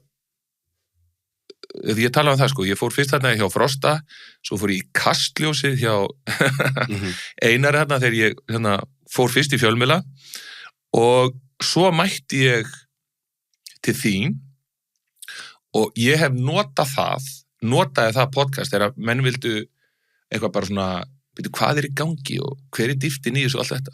Þá gæti ég alltaf, sagt bara, horfðu á þetta podcast. Já, gott að þetta er það sem þú gerir best. Þannig að ástæðan fyrir að segja þetta, bara ég er mjög spenntur fyrir því að fara í hennan kafla sem við vorum að ræða sko. Já, sko, því að mér langaði að skipta takt og tala samskiptafulltrúan. Já. Og þú veist, ég bara þá vil ég hafa þann formúli, ég geri mig far að tala ekki illum fólk. Já. Og ég geri mig far að segja ekki hluti að fólki fjarstötu nema ég gæti sagt það framan í það. Í þessu tilviki myndi ég geta sagt allt það sem við erum að fara að segja framan í viðkomandi vegna þess að þetta bara snerti mig persónulega, sko. Og já, ég vissi það ekki. Nei, það er bara Helgi Þór, vinur minn, er bróðir manns sem er raun og þú veist, þetta er kannski bara svona allavega, þú veist, ég veit, það er örugglega fleiri dæmi, en þetta er það dæmi sem er bara augljóst að maður, það bara fór mannslíf út af rangri kanseleringu. Bara, ofsóknum. Og enginn tekur ábyrgð. Þú veist, aftur, ef við tölum þetta sem við erum þessar ósýnilegu slikju, ef að sá sem að lést hefði verið inn í elítunni og sá sem að var í hlutverki samskiptafulltrúans hefði verið eitthvað svona Brynjarkarl eða Sölvi, sko, ég veit ekki hvort það verið búið að senda okkur úr landi eða í fangelsi, eða við verum örugglega ekki að vinna vinnun okkar ennþá, sko. Það er alveg 100%, sko. Þú veist, þannig að þú komst aðeins inn á þetta áðan, því að þú þessi viðkomandi aðili ætlaði að fara að djöflast í þér og þú náttúrulega ert ágætur í að býta frá þér og hefur svona, hvað maður segja, þú hefur ekkert gefist upp í að vera að benda á það sem hefur aflega farið þarna. Nei, og síður en svo, ég er rétt að byrja. Og og ég er einmitt að hugsa það, hvernig stendur á því að staðan er svona að slík manneskja geti verið sett í þessa stöðu og komist upp með það sem hún kemst upp með, sem er, sko, að því vorum að tala sko, meðalmennsku og svona að vera amatör og allt þetta er ekki einu sinni amateur hour, þetta er sko þetta er comedy hour ef þú tekur í burtu dauðsfall. Þetta er bara fyrir þá sem ekki þekkja, þá er þetta samskiptafulltrúi ISI, ekki? Nei, já, hann það í raun og veru, en þegar að til dæmis, Addi tekur sitt eigi líf og aðstandendur hans fara og ræða við ISI, þá var það eina sem ISI vildi gera á þeim tíma var að sverja af sér tenginguna við. Og þau voru aldrei að hugsa í hverju lendiði, hvað málið, svo þegar að ég býð mig fram sem forseta ISI til þess að fá plattform til þess að geta kallað út þetta hit job sem var kallað á mig af ISI. Þú veist, ISI og þá segir við tökum bara nei, ég ætla að klára þennan punkt okay. að þá kemur ISI og lýsir yfir stuðning eins og Rauði krossinn væri að lýsa við stuðning við útlendinga eftir, þetta eru frjáls félagasamtök. Ég þegn sem segi að það var enginn á fundi frá ISI inn á fundunum, þau vissur raun og veru ekkert hvað hefði farið fram, en gáðu sér bara strax þegar ég fór að tala að það hefði verið brotið á mér, að þau lýstu yfir stuðningi við hana, án þess í raun og veru að hafa neitt til þess að geta gert það. Þannig að pælingin er þetta íþróttafulltrúi, er þetta samskiptafulltrúi ISI, þá ætla ég bara líka að útskýra þetta þannig að á þessum MeToo tímum þá fékk ég oft á tilfinninguna að fyrirtæki og stofnanir, þetta svona kallakallar, skilur þetta, svona gæjar sem að bara finnst þér verið í grjót hörðum málum að vera að lesa Excel-skjöl. Ég man alltaf þegar ég var að byrja Key Habits stjórnendaþjálfuna mína fyrir 15 ári síðan og þá var svona, já, áhugavert þessi mjúku mál. Hvað mál eru það? Mannlegu málin? Og þá segi ég, hvað það hörðumálin? Já, það eru Excel-skjölin. Þú veist, maður bara eru þið þroska eftir, Þú veist, heftir í þroska, fyrirgeðu. Og þá fattar maður að þá búin til einhver svona mannauðsstjóri sem gerir ekkert annað heldur en svo bara löggan að fara inn á staði þegar að partíið súrt. Og þetta þessi mannauðsstjórar eru mjög oft konur sem eru mjög betrar yfir því að vera með stjóratitil en yfirleitt ekki stjórnum fyrirtækjana og þannig að þetta einhvern veginn svona þetta verður rosalega súr stemning inn í mörgum fyrirtækjum eins og MeToo-málum og allt þetta og þetta eru konur sem eru engan veginn geta valdið þessu jobbi því að margar búin að lesa yfir sig trúum þolendamálum skilja ekkert varandi reksturinn, þú veist, halda þessi komnar inn til þess að tölum bara þetta tiltekna mál með þetta tala bara að þetta maður sem að þú veist, hann ekki giftur, hann ekki börn, þannig að vinnan og kennslan voru honum basically allt.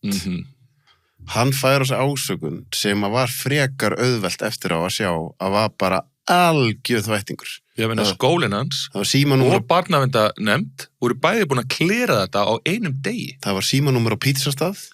Domino's Pizzas var númerið undir ásökuninni og gunnar@gunnar.is var e-mailið. Já. Og samskiptafulltrúi fyrir í frumkvæðisrannsókn sem ekki hennar hlutverk. Þetta ekki hennar hlutverk að fara í frumkvæðisrannsókn á einhverju svona dóti og bara setur þetta allt á flegi ferð.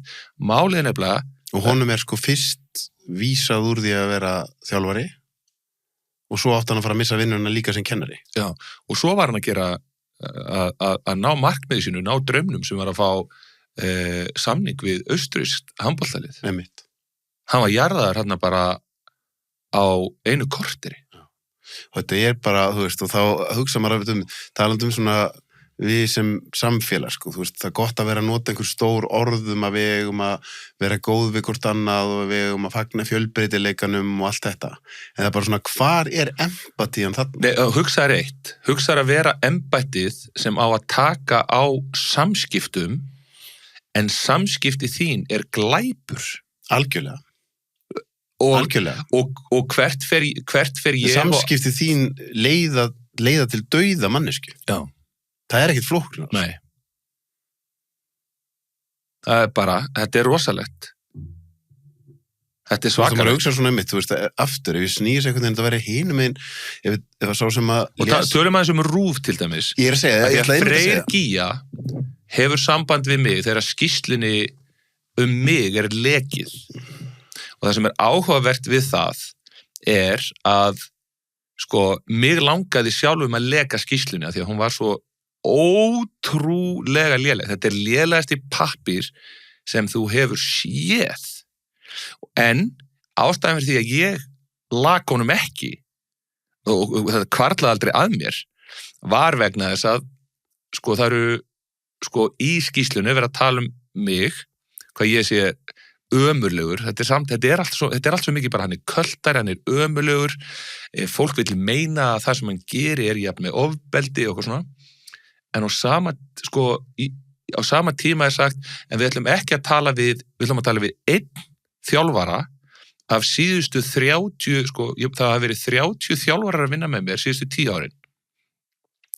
Ég hef rekið einn fyrir að vera fullur, mæti ekki hjá liðinu sínu klukkan 12 á sunnudegi, skrópa á æfingar, þetta er Kani sem ég réði inn, og hann var rekinn á jólin og þegar samskiptafulltrúi heyrir af þessum þjálfara, þá tekur hún Teams viðtal við hann til þess að fá að heyra hvað hann sagði. Hinir þjálfarnir senda allir inn og ég kemst að þessu seinna, senda allir inn meðmæli með mér, en hún notar hann á þessari skýrslu og þannig að það er ekki talað við þessar 30 og það er ekki talað við neina af mínum núverandi iðkendum, heldur bara sagt að þeir séu í að valda sambandið sé svo ójafnt að ég hafi bara eitthvað svona bara rosalegt ægitak á öllu þessu fólki þó að á þessum tíma eru stelpur sem eru að fara til Bandaríkjanna í háskóla ekkert á engum samning, það er enginn að fá borgað frá mér, það er öllum frjálst að vera þarna, þú ert þarna í 2 tíma á dag og það er bara látið, þú veist, þetta er svo rosalegar ásakanir að gera þetta þannig að ég lag ekki skýrslunni vegna þess að það í raun og veru verið að tala svo illa mína iðkendur. Þannig að ímyndaði sen að mínir iðkendur koma síðan í atvinnum viðtal til þín og þú kemst að því og það stendur á félagsskráni spilaði fyrir atvinnu á einhverjum ákveðin tíma og þú bara já, þetta er einn af ónýtu stelpunum glætan ég að taka hann inn. Þannig að það sem gerist er það eru 2 aðilar sem hafa skýrsluna. Það er að segja ISI og samskiptafulltrúi. Herðu, henn er síðan lekið og Freyr Gígja hjá RÚV, veistu hver hann er? Já, hann fær skýrsluna og hringir í mig. Í kjölfari á því koma greinar á RÚV þar sem verið að ýkja meira það sem stendur í skýrslunni. Nei, ég held ég var rétt með að Freyr Gígja hafi skrifað fyrstu fréttina mig á RÚV. Í ríkisfjölmiðlunum var frétt að það væri búið að kæra Sölva. Það var ekkert búið að kæra mig. Þetta er bara röng frétt. Ég var kærður síðar en hann gerir frétt á ríkismiðlunum að það sé búið að kæra mig og í siðareglum RÚV stendur gæta sérstakrar varkárni í kærumálum. Já. En hann byrtir ekki frétt núna. Hann fekk enga áminningu fyrir það og það hefur aldrei verið byrkt frétt þar sem að málið mitt hefur verið leitt í leitt. En ég er með geggjaðan punkt ég vona að Freyr Gígja sé að horfa á þetta. Ég áglega eftir að hringi í hann bara núna því ég lapp út á eftir. Því ég er að spjalla við hann og mér langar til þess að spyrja hann akkur er það ekki frétt að því að þessum upplýsingum samkvæmt reglum samskiptafulltrúa til dæmis er bannað að leka skýrslunni. Það er lögreglumál. Það er að kæra þetta til lögreglunar. Þannig að annarkvort er það hann veit hver hann fær skýrsluna frá. Þannig að honum finnst það ekki fréttaefni að þeir sem setja reglunar það að það eigi að megi ekki lekinni að því að samkvæmt öllu átti samskiptafulltrúi að kæra það að skýrslunni er lekið út. Þannig að mér finnst þetta að vera að því að svo erum við með 100 atriði.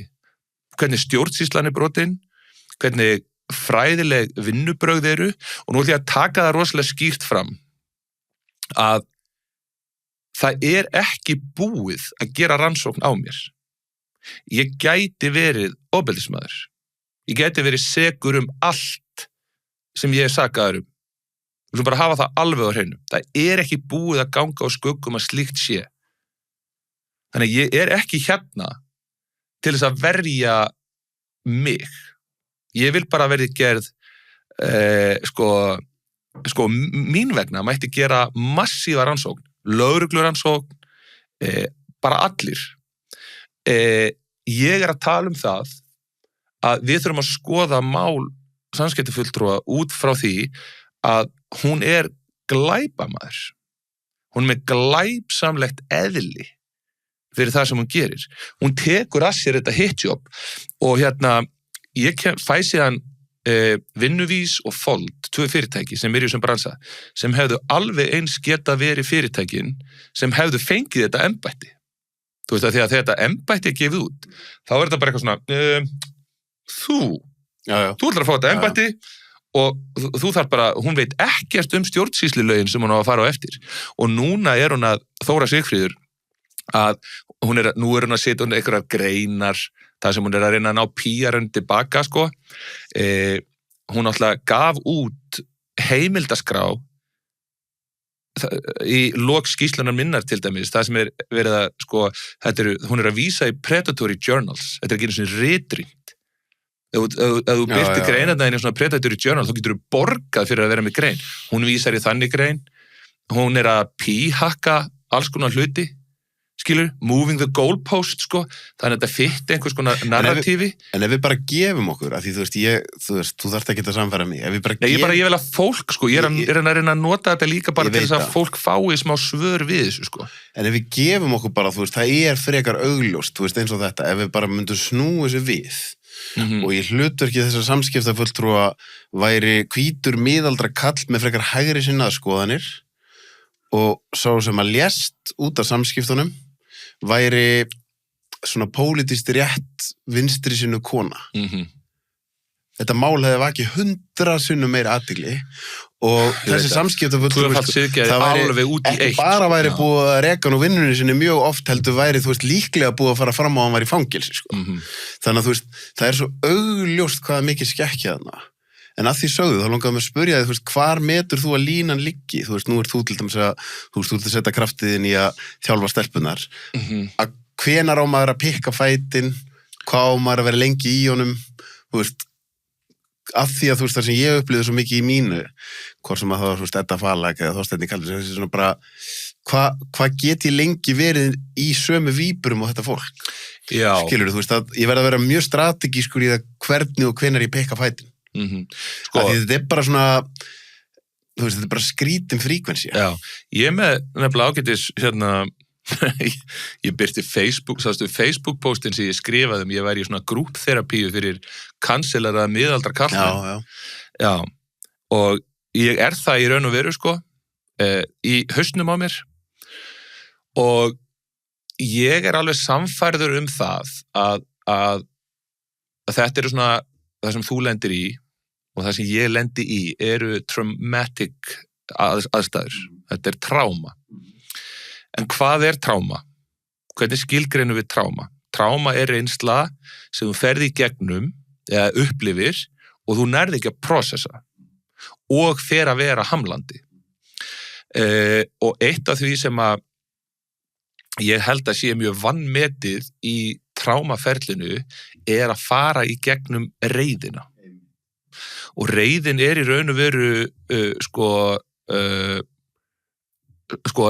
ég held að veri Aristóteles sem sagði að vera reiður á réttan hátt af réttri ástæðu við réttan mann á réttum tíma, það rosalega erfitt vegna þess að skilurðu mig og það til eitthvað sem heitir réttlát reiði líka, skilurðu. Ef þið líður eins og það hefur verið gert á hlutin, ef þið líður eins og ég setja að missa af einhverju, þú veist, það eru svona nokkra kategóriur sem við ferðið gegnum, þá þá átt að vera reiður af því að þetta er bara viðbragð og þetta er partur af því að processa, þetta gefur þér orku og það að ætla að bæla reiðina niður í staðan fyrir að bara vinna með hana og nýta hana í því að processa hlutina ég bara finn hvað þetta gerir fyrir mig. Já, þegar þú segir þetta, þá fatta ég hef örgulega á köflum verið of reiði bældur eftir mitt ferli, sko. Af því að þetta svo þunn lína, þú veist, ég var svo meðvitaður það er það mikil bilun í samfélaginu. Ég get ímyndað mér að þú hefur verið reiður, sko. Rosalega reiður, sko. Og þú veist, og þá var það mitt, það bara bilunin í samfélaginu er svo mikil, það er svona, ég mata alltaf þannig, ef ég fer að sýna eitthvað þessari reiði opinberlega, þá mun bara backfire á mig, sko. Og hún mun bara kalla yfir mig meira af, skilur, og þá er það líka þetta, skilur, þegar þú ert reiður út í einhvern, skilur, þú ert að tala um eitthvað sem er svona næstum því ívúl, sko, og þú veist, þetta er bara fólk sem er fast í að vera með því á heilanum og eitthvað, skilur. Já, þetta er bara ívúl, skilur, og ég meina, ég er ekkert að segja það þessi kona, þetta sé djöfull í mannsmynd. Alls ekki. En ég er bara að segja það sem hún er að gera, er mjög malicious. Þetta er mjög ívúl að gera þetta. Ég er bara með mjög sterkar skoðun og það mikill munur á því hvort þú ert sko ívúl manneskja eða hvort þú ert með ívúl hegðun. Nei, menn það er bara máli. Þetta er bara hegðun. Ég trúi því rosa djúpt að fólk sem að sýni mjög slæma hegðun sé ekki endilega slæm fólk, sko. En hegðunin er samt rosa slæm og það þarf þá að stoppa hegðunina. Sko. En að því við erum að tala um hérna let the healing begin og allt þetta sko ástæðan fyrir því líka ég keyrður áfram og ég gæti mjög auðveldlega í dag þetta hefur verið erfiðara fyrir mig fyrir kannski 8 eða 7 ára síðan í dag er mjög auðvelt fyrir mig að processa þessa hluti það sem ég er samt mest reiður yfir í dag er hvernig er komið fram við leikmennina mín ég skilji þetta bara verður að hætta að því að sko og mínir leikmenn svo er ég líka ofta að hugsa bara svona vákætti mikið gjöf samt fyrir þau líka fattarum mig já, en ég get ekki gefið mér það að þau séu þar þannig að ég er hérna ég er authority þannig að ég verð í raun og vera að sýna þá fram á það að ég sé að verja þau og þá geta þau bara komið til mín og mínir leikmenn og þau sem hafa gert á sættbríðar ekki vera ágjörður, ég er alveg yfir þetta hafið, þá sé bara ok, en það er alltaf einhverjir sem ég þarf að taka hattinn upp fyrir. Mér langar að koma með smá pæling á þig, sem að ég var að hlusta á podcastum daginn, þar sem var mjög mikið verið að ræðum bara, það var behavioral therapisti, sem var svona, ég er að sletta dálítið mikið, hann var með mjög mikið relatíft sjónarhorn á allt, þar að segja, hann var bara á því að, þú veist, barn deyr eða barn er misnotað, það gæti alveg verið gott.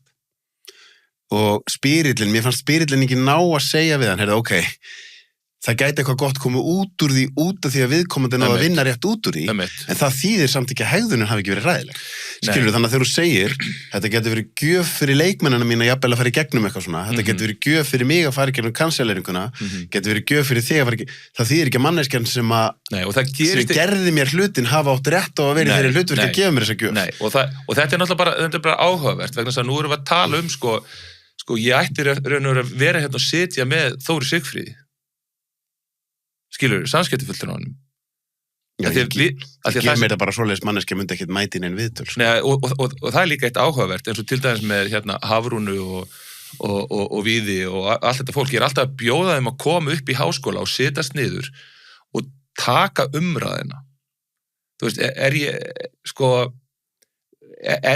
er ég svona ömurlegur pappír að það sé bara að segja, nei, þú átt ekki breyk í akademiska umræðu eða þú átt ekki breyk í það að koma hérna að vera að ræða hluti sem að sko akademían á engaleifi einhvern veginn á að ræða, þetta er svo bara með geðhilsu. Ég menn, þetta er bara heyrðu, eitt hérna í þessari skýrslu sem Þóra Sigfríður birtir mig þá hérna eru 6 nafnlausir einstaklingar. Ég veit alveg hverjir þessi nafnlausi einstaklingar eru. Það eru 3 af þeim voru frá 2016 eða eitthvað svoleiðis og 3 af þeim eru bara frá svona fyrir 2 árum síðan. 3 af þessum aðilum eru sálfræðingar. Og það eru sálfræðingar sem eru eiga börn hjá mér í dag. Þannig að það ekki hægt að segja bara, já, þetta eru sálfræðingarnir, þeir fatta þetta. Þeir komi börnin sinni inn og þeir sjá þetta. Það ekki þannig. Líka mjög áhugavert að tala það þegar ég var undir mestu skrútni, þá var Ásmundur Einar foreldri. Já, ég man eftir því. Þegar var verið að saka mig mest, og Ásmundur Einar og Framsóknarflokkurinn, því að svo við verið að tala við Willum, þeir búa til þetta embætti. Afskipta fulltrúa. Ég held að Þóra Sigfríður hafi ekki vitað þetta. Að Ásmundur var með dóttur sína í prógraminu hjá mér þegar að mesta orrahríðin var hann yfir. Og þegar ég hitti Ásmund, þá var hann alltaf að tala við mig eins og þessa stelpu sem ég var að segja þér frá. Ég sagði þetta núna í síðasta podcasti núna hjá Þórarinn, einni pælingu, þá var ég að tala að hann horfði á þessa stelpu sem ég var að segja frá, sem ég kærði föðurinn tilkynnti föðurinn. Hann sagði, þetta bara stelpa sem væri mjög líklega í hræðilegu málum og geti verið að selja sig fyrir neysluskamta.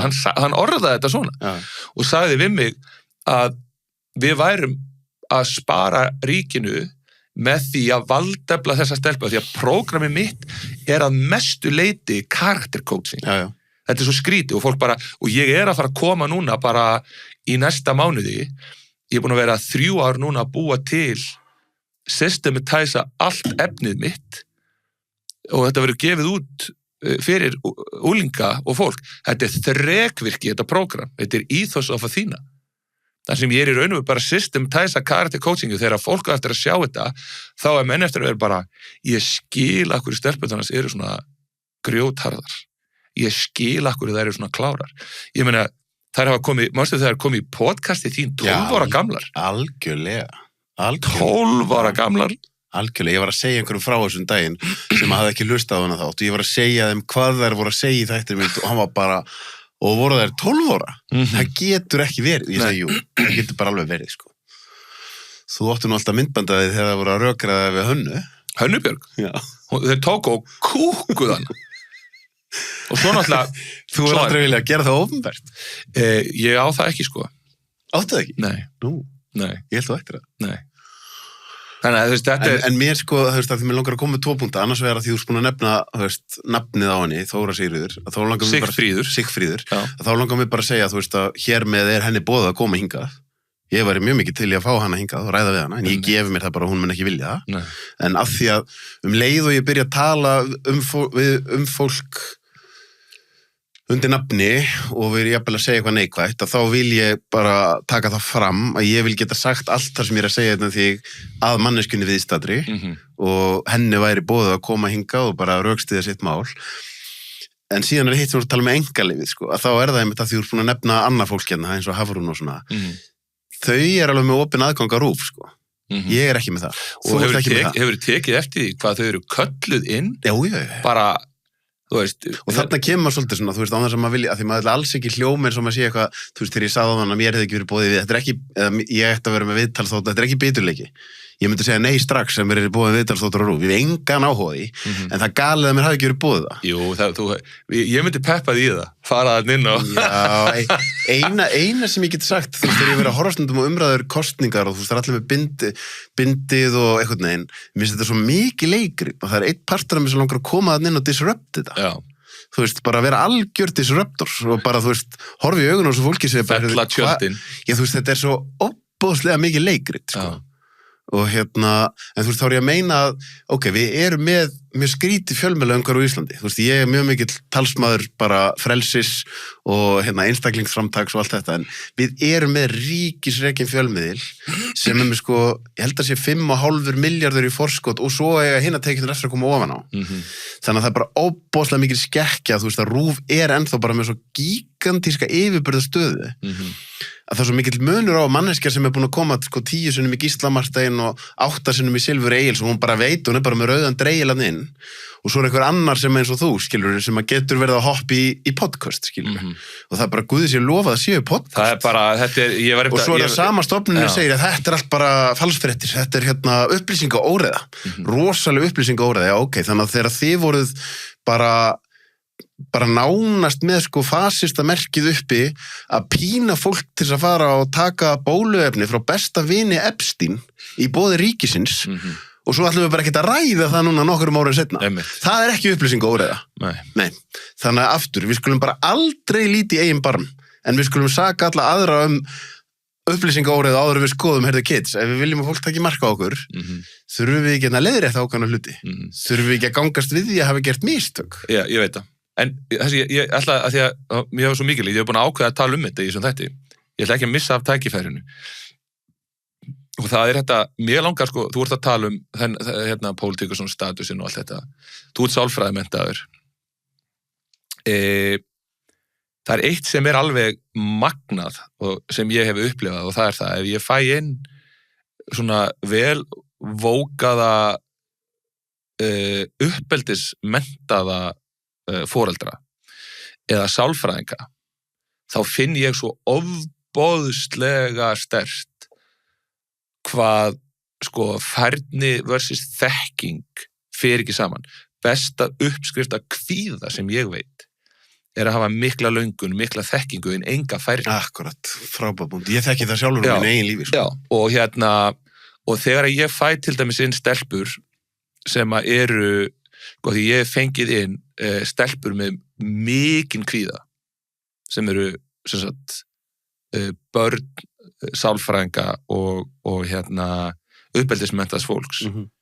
Veistu, þetta er ég er barn sálfræðings. Já, þetta er 10 sinnum erfiðara þegar þú mætir síðan á íþróttaæfingu með kvíðakútiðinn og svo lendur í brynjari sem er bara sko, ég stæri mig af því að ná miklum árangri með kvíðakrakkana. Þetta er bara, fyrir mér að fá inn kvíðakrakka er eiginlega hlægilega einfalt ef ég fæ foreldrana með mér. Og þegar ég tala svona, þá er þetta bara, já, hann er bara köld leiðtogi, hann er bara, þú veist, það getur enginn tala svona og sagt það svona mikil að trúa þessu. Ég til dæmis, ef ég fæ inn þunglinda krakka, ég á ekki breyk. Ég er náttúrulega, eins og þú veist, og við höfum deilt frá því að fyrst við kynntust, við eigum það sameiginlegt að vera stjarnfræðileg kvíðakálfar. Við erum sennilega sömu tegund kvíðakálfar, sko. Ég orðaði þetta einu svona, þegar þú talaðu, ég orðaði þetta einu svona þannig að ég er ókvíðinn til þess að geta verið þunglindur. Já. Því þegar orka mín hefur verið orðin það lág út af endurteknum kvíðakostum, að ég ætti að vera þunglindur, þá er ég bara ókvíðinn til þess að geta verið í rúminu. Já.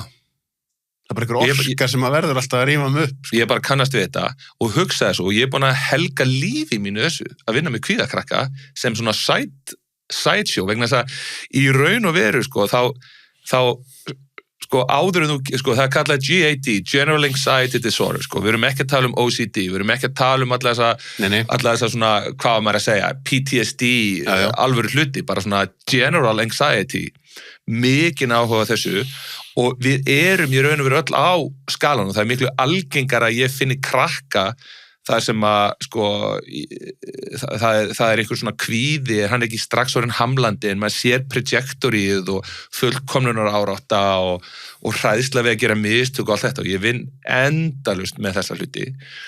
Og svo bara þegar ég kemst að því að uppruni kvíðans, sko, að sjálfsögðu, má rekja svo ofboðslega sterkt til þessa uppeldis eða sálfræði mennta aðila. Þá er þetta púðurtunna. Og þessi nafnlausu aðilar, þeim langar svo að ég hefi rangt fyrir mig. Að því að það sem ég geri, sem að þyrfti eiginlega að rannsaka, og þyrfti kannski að slá á puttan á mér með, er bara, þegar foreldrar koma inn, og ég á að vinna með krakkana og ég set rána og rosalega hátt í því að auka virði þeirra. Og þá finn ég rosalega mikið og það er bara svona, já, við höfum aldrei séð þetta gert svona, ég segi, ég veit, er það ekki spennandi? Þú veist, og ég er með svo mikið track record af þessu, sko, í dag þá átti ekki að vera jafn stressaður yfir því að ég mun ekki búa til hérna algjöran warrior, sko. Svo bara einhver sálfræðingur sem tristi sér engan veginn í þetta og gerir ekkert annað en að sitja á einhverju skrifstofu að taka fólk í gegnum einhver kvíðapróf, eitthvað whatever, færð klukkutíma einu sinni í mánuði og auðvitað lætur viðkomandi hafa bara eitthvað ótrúlega saklaust, einhver verkefni sem eru rannsökuð í meðaltalssálfræðinni, þú veist, engin rannsókn gerð á einhver sem hefur svona mikinn tíma, hefur svona mikla þekkingu og allt þetta og þessir aðilar, þegar ég fyrir síðan að ganga á þá, ég er bara farin að ógna tilvist þeirra. Ég ætlaði einmitt að koma með punkt, sko, út af því ég þekki þetta sjálfur, hafandi sjálfur farið í gegnum háskólanám og bara gekk vel í háskóla, fekk góðar einkunnir og fór svo í framhaldsnám líka, að það er svo skrítið, það þarf mikið að gerast þegar til að byrja að henda heimsmyndinni þinni. Og hjá mér var það bara þegar ég fór í þetta rosalega burnout og ég var bara með endalaus líkamlega einkenni, ég varð bara að fara að nota óhefbundnar aðferðir, ég varð að kyngja mínum eigin fordómum og allt í henni bara eitthvað, labba berfættur eða fara í kulda, allt í henni að gera mig meira en að fara til sálfræðis. Og ég fann þetta bara á sjálfu mér. Og þú veist, pabbi minn er með doktorsgráðu í sálfræði, mamma mín er líka mentuð, ég kem frá mentafólki, ég held að það sé svo erfitt, þú ert búin að setja svo mikið virði í titilinn þinn, að þegar að þú finnur bara, einhvers stað djúpt innir finnur, heyrðu, ég er kannski bara búin að hafa rangt fyrir mér. Það er svo ógeðslega erfitt að kyngja þessu og skiptum heimsmynd, sko. Við man eftir til dæmis eins og í COVID. Veistu hvað ég segja í akademi? Eins og í COVID-tímabilinu ég klára, þá man ég eftir þessu þegar ég var að rökræða dálítið mikið í pappa minn og það var alveg svona fallegt að, þú veist, við horfðum á hvern annan komandi frá ólíku stað, þú veist, ég er yngri en hann og náttúrulega svona traustari og kannski með sterkara ónæmiskeri og hann, þú veist, yfir 70 með asma, kannski eðlilega að hann sé hræddur við COVID heldur en ég og ég var alltaf svona sína því skilning, það er eðlilegt að sjá með þetta ólíkt, en svo tókum við talsvert svona sparraða rökræður ítrekkað og ég fann mómentið þegar hann var alveg bara að verða sammála mér. En þá bara hrekkur allt í hennu upp úr honum. En ég bara neita að trúa því að lýðræðist þjóðir eins og Þýskaland, Frakkland og væri að taka þátt í einhverju risa samsæri. Og þannig að fattaði ég bara, ég skil þetta. Það er ofstórt fyrir því að henda heimsmyndinni. Hann hefði getað neita því að Þjóðverjar ætlaði að setja alltaf gyðinga í gasklegan. Nei, ég segja bara, skilur, það þarf svo mikið til þú hendir heimsmyndinni og það þarf ennþá meira ef að það er búið að segja þér og þú ert búin að fá endalaust feedback og þú sést svo flottur út af mentuninni, skilur. Það bara skrítið, þú veist, en ég er bara með dæmi hvernig ég þurfti að aflæra það sem ég lærði í háskólanum. Og það er bara mjög mikil vinna að aflæra rugli sem að mér var kennt. En svo líka bara er annað sem vantar svo í umræðin í dag, það er debatt. Ég elska debatt. Ég veit fátt mikilvæg en að fara í debatt og bara þurfa að skilja, sko. Það er mjög góða punktur. Það bara er ekkert debatt. Maður ætti að fara að hafa stundum debatta hérna. Hvernig væri það? Það væri bara mjög gott. Og mikilvægt, en gallin er svolítið búin að vera undanfarið. Ég er auðvitað kannski pínu bæjast, að því fólki sem hefur verið til í að mæta til mín er fólki sem er með óvinsælar skoðanir. Minnst þessu svona, þú veist þetta, við vitum alveg hvað við erum að tala um, þetta er svona vinstri... Já, þetta er svona álhatta podcast. Nei, ég ætla að segja svona, þetta vinstri slagsíðu Vogue, þau eru bara ekki tilbúin í debata. Hver eru vinstri Vogue-in á Íslandi? Nei, podcastin á Íslandi. Vinstri Vogue podcastin, podcastin eru kannski meira hinum með við línuna út af því fjölmiðlarnir eru þar. Já, það er sannlega rétt hjá þér. Allir meginstörnum fjölmiðlarnir eru þeim megin við línuna, mismikið, en allir og RÚV leiðir hjörðin alveg bara hart. Sko. Því að fólk segir mikið við mig, já, Brynjar, það er ég fíla alveg hvað þú ert að tala um, en akkur er þetta að fara í öll þessi þessi hægri podcast. Já, þú veist, að við förum bara í frambúða eftirspurn, ef að RÚV og mainstream fjölmiðlarnir væru mjög mikið bara með einhverja miðflokks málflutning, þá væri podcastin örugglega Vogue og vinstrisunnið sem mótvægi við það. En fjölmiðlarnir eru svo einsleitir að það er kannski eðlilegt að stærstu podcast á Íslandi, þú veist, eins og ég segi Frosti, Þórarinn Hjartar, þú veist, við myndum allir vera flokkaðir svolítið hinum með við línuna og það er kannski eðlilegt að því þetta er mótvægi við hitt aflið er nú þegar svo sterkt, sko. Þannig að þau vil ekki meina það. Það er að fara að starta podcasti og vera í kepp, að gera nákvæmlega sama RÚV, skilur við. Það meikar engan sens. Það rétt. Það þarf mótvegi. Já. En þú veist, að því fjölmiðlar hafa verið minn geiri, mér finnst bara verið þessi Óli Stef, sem nú vinnur okkar, hann talaði einhvern tíðan við verum öll undir álögum aðalnámskrár og við bara sæjum það ekki, að því við erum undir þessum álögum og ég vil menna við, þú veist, það þessi RÚV slíkja yfir samfélaginu, það sem bara svona, þú veist, það einhvern veginn verið að reyna í þetta kannski ekki RÚV slíkjan en hún RÚV breiðir hana út, sko. Já, RÚV breiðir hana út, en maður sá það bara svo mikið í COVID, mér var kennt þegar ég byrjaði í fjölmiðlar er að vera aðhald og ríkjandi þegar ég býð mig fram sem forseta ISI, þetta er svo klikka að pæla í RÚV tekur þátt í því að leka leka skýrslunni, vitandi að ISI eða samskiptafulltrúi eru að brjóta lög. Þeim finnst ekkert að því, þeim finnst það ekki vera neitt red flag. Þeir íkja allar fréttir. Ég man þegar ég fór hjá Einari Þorsteins í Kastljósviðtali, þá senda hann mér spurningar á undan sem hann ætlaði að spurja mig og ég hugsaði, eina ástæðan fyrir ég fór í Kastljósviðtali á sínu tíma var vegna þess að mér langaði bara að fólk sæi líkamstjáninguna mína. Þú veist, þegar ég fengi allar þessar erfiðu spurningar, sko. Og ég veist að bara það skiptir máli, þú svarar engu í svona flóknu dæmi á einhverjum 15 mínútum, en hann biður að fá að senda mér spurningar og ég segi bara, er það gert? Hann bara, já, svo sendur hann mér spurningarnar. Svo spurði hann ekki einnar spurningar af þeim þegar ég mæti inn. Og þá hugsaði ég svona, já, markmið hjá hann var bara einhvern veginn að kúkka mig í einhverju stemningu sem hann hélt að væri úti og allan tíman var ég alltaf að svara, já, nú hringdi kona í mig út í bæ og sagði að þú væri bara þetta og væri bara hitt og ég sagði bara ég náttúrulega ekki að vera hinum með við borðið, hans með við borðið og ég þurfti að eiga að vera í Kastljós spyrilli. Já, og ég þurfti í hruninu þegar að, þú veist, þá man ég átti bara svona epiphany moment þar sem ég að taka ráðherran í viðtöl ítrekað og heiftin í samfélaginu svo mikil. Svo ég farin að kynnast þessu fólki eins og Geir Haarde, Ingibjörg og svona, bara, þú veist, bæði fengi eitthvað rosalegt krabbamein og ég man að allt í henn ég með þetta moment. Ég alveg rétt til þess að miðla til almennings og ég að reyna að búa til viðtali mitt á þessum 15 mínútum eða 12 mínútum sem mjög takmarkaðu tími. Ég að reyna að gera fólk upplýstara með viðtalinu, eða ég að reyna að fá klapp á baki og allir segi, djöðla Sölvi flottur og harður. En það kom ekkert út úr þessu viðtali. Nei, af því að stemningin vildi afhausa fólk. Nákvæmlega, og þá kemur spurningin, skilur, þetta er svolítið eins og þú ert stjórnmálamaður og þú þarft að spyrja það, ég er í þjónustuhlutverki, ég að þessu fyrir egóið mitt eða ég að reyna að gera samfélagið betra og sama fyrir fjölmiðlamann. Ég til að fá klapp á bakið fyrir að hafa verið að hjakkast á einhverjum og ég var voða harður, en ég veit þetta var ekki rétt hjá mér. Ég veit þetta var rangt. Skilur við. Það er, þú veist, þetta er en ég bara, svo þegar ég fer í forsetaframboðið, þá var alltaf byrt frétt, þessir að bjóða sig fram og þessir að bjóða sig. Það var ekki einu svona byrt. Þetta var svo blatantly obvious. Og ég hugsa bara, ég að borga einhver afnotagjöld, ég skattgreiðandi og ég er með einhverja ég síður félagsfélagsamtök sem ættu náttúrulega að vera bara einhvers konar ríkistofnun því að þetta er náttúrulega bara og hugsaður þetta, þú getur ekki stundað íþróttir að einhverju viti á Íslandi nema að vera undir þessu batteri. Þetta er bara svo, þetta er allt svo klikka og það spyr sig enginn að því.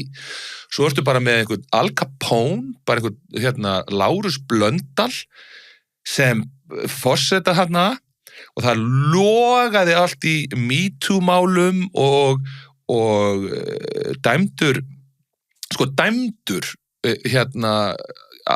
kynferðisafbrotamæður, eða þessum maður sem dæmdur fyrir kynferðisafbrot, spila landsleik þó það sé ekki, þá sé í reglum og eitthvað svona og ég alltaf bara svona, en svo er verið að fara á eftir mér, en þess að það birtist eitthvað vídeo af mér það sem lítur út fyrir að ég sé að ég er að öskra á liðið, það er bara 2 mínútur eftir, við erum að falla deild, það er timeout og hátalarar stúkunar eru fyrir aftan mig, ég er náttúrulega með mæk þess svona heyrist í mér þegar ég segja hann sitt vídeo út þar sem að þú heyrir allt sem ég er að segja og það verður ekki verið að níða stelpana, það verður að hvetja hana þú veist, og eftir það kemur ISI með yfirlýsingu að þurfa að stoppa og bara það búið að sanna þetta, þú veist, svo hennar fer ekki milli mála og svo bara koma stelpurnar mínar með yfirlýsingar og forseti ISI sem bara er bara Al Capone hreyfingarinnar segir bara, nei, það bara ekkert að marka ykkur og maður bara einhvern veginn, what the fuck? Hvað í gangi? Svo fer ég í viðtal og samstöðinni, þar sem ég að tala við Valdimar sem að bauð sig fram líka til forseta og hann sver af sér allt en á svo ótrúlega upplýsandi samtal við mig þegar þetta allt saman búið og maður bara svona í hvert ég komin, þú veist, hvernig geta menn orðið svona vicious, sko ég ætla að segja við í akademíunni, þá þetta kalla sko the fight is so bitter because the stakes are so low og þá fattar þeirra fólk á allt undir einhvern veginn statusnum sínum og þessari ímynd og þessum tengingum sem það búið að búa til að því að þú stendur ekki á þínum gildum, þú stendur ekki á prinsipum, skilurðu, að því að þú ert bara að búa til einhvers konar hagsmunatengingar, þannig að leið og fyrir að hrykta í þeim, þá er verið að taka stólinn undan þér og þá fer kerfið alveg á fullt og þetta er eitthvað mjög mannlegt dæli. Ég held til dæmis að þetta er eitt sem ég að kenna krökkum í dag. Það er að vinna með gildismat og stefnuyfirlýsingar og viljastyrk og tilfinningagreind til þess að geta gert hvað? Til þess að vera principle centered og þegar ég tala þetta við foreldra mikið af þessum krökkum, þú veit ekki eins og hvað ég að tala Nei, mitt, sem þú veist, eins og við ræddum aðeins í síman, sko, þetta með gildin, að í raun og veru alveg fólk með mjög mikil gildi, ef við segjum að gildin sjáist í því hvar þú verð tíma á peningunum. Hvar þú verð tíma á peningum og hvar áherslurnar þínar eru og þá einmitt getum við sagt að leiðilegt að segja að gildin hjá mjög mörgum séu tækifærismennska og hvað ég að segja, svona hendistefna. Já, en svo er þetta líka rosalega lélegt fyrir mann sjálfan, vegna þess að ég væri alveg til í það að fá að reyna mig í alvöru opinberum umræðum við fólk sem þykist vita betur eða með aðra skoðanir, en þú ferð ekki einu svona tæki fyrir á því. Mér líður alltaf því ég fer í þessi podcast, sko, að því að það er svona ákveðið svona munstur í þessu hjá mér. Ég er alltaf að kalla eftir að fá umræður, fá að hitta fólk og það sem er rosa mikilvægt, að því að eins og þannig að ég var á samstöðin að tala við hann Valdimar sem var í þættinum, þá mætir hann og segir á alls konar hluti og svo bara eftir sjóið þá falla tjöldin og þá segja menn bara alls konar hluti. Þannig að það er svo mikilvægt að vera í, sko fyrir almenning, þá, sko ég á að hætta að fara í podcast, þetta er svo góð hugmynd sem þú ert með.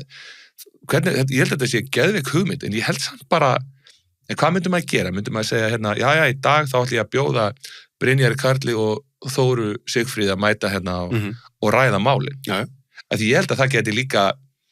Og ég hef náttúrulega alveg stýrt svona debatum í gamla daga og þá gerði ég mig far það að þú veist sá sem að ég kannski minna sammála að ég reyni samt bara mitt besta til að vera sanngjarn og hlusta á viðkomandi og hann fá jafn mikinn tíma til þess að tjá sig og það er hlutaði að hafa gildi í því sem ég er að vinna við er að ég myndi aldrei taka neitt og fara í eitthvað hittjobb. Mér fjölmiðlarnir er að gera það, ég myndi aldrei gera það, ég get það ekki. Já, ég myndi aldrei gera kröfu það að fara í eitthvað svona debatt og ætla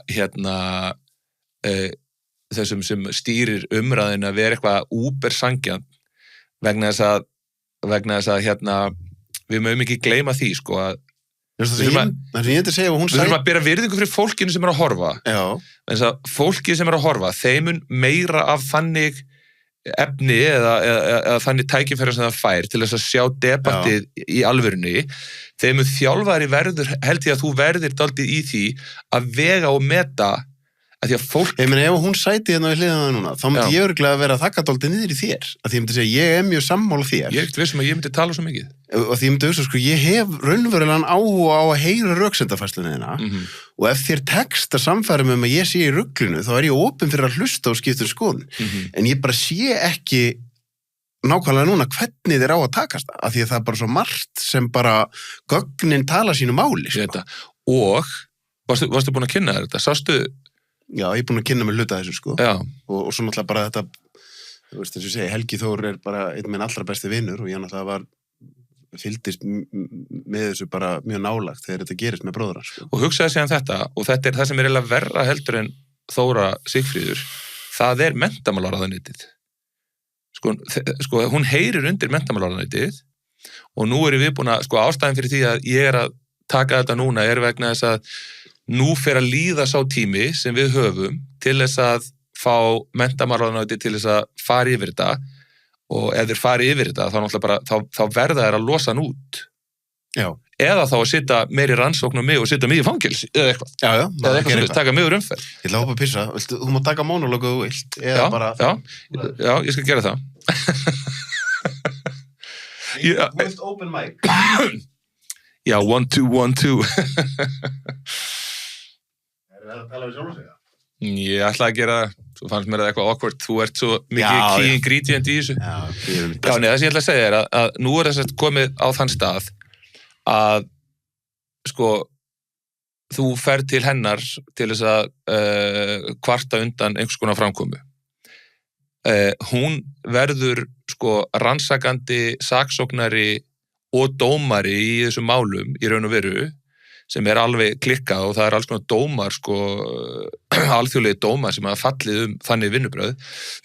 Sérstaklega að þú ert svona óbóðslega inkompetent og það er hægt að sýna fram á hvað þú ert rosalega brútal í því að ná þinni niðurstöðu með því að falsa gögn, skoðaðu einhliða, cherrypicka gögni sem, þetta er svo mikið cherrypick gögni sem hún notar, að það er með ólíkindum, þannig að sko allir þeir sem munu skoða þetta, vegna þess að þessi hérna 2 fyrirtæki sem ég sagði frá, komast að því, þetta væri sko í raun og veru hægt að gera, sko fara í lögsókn.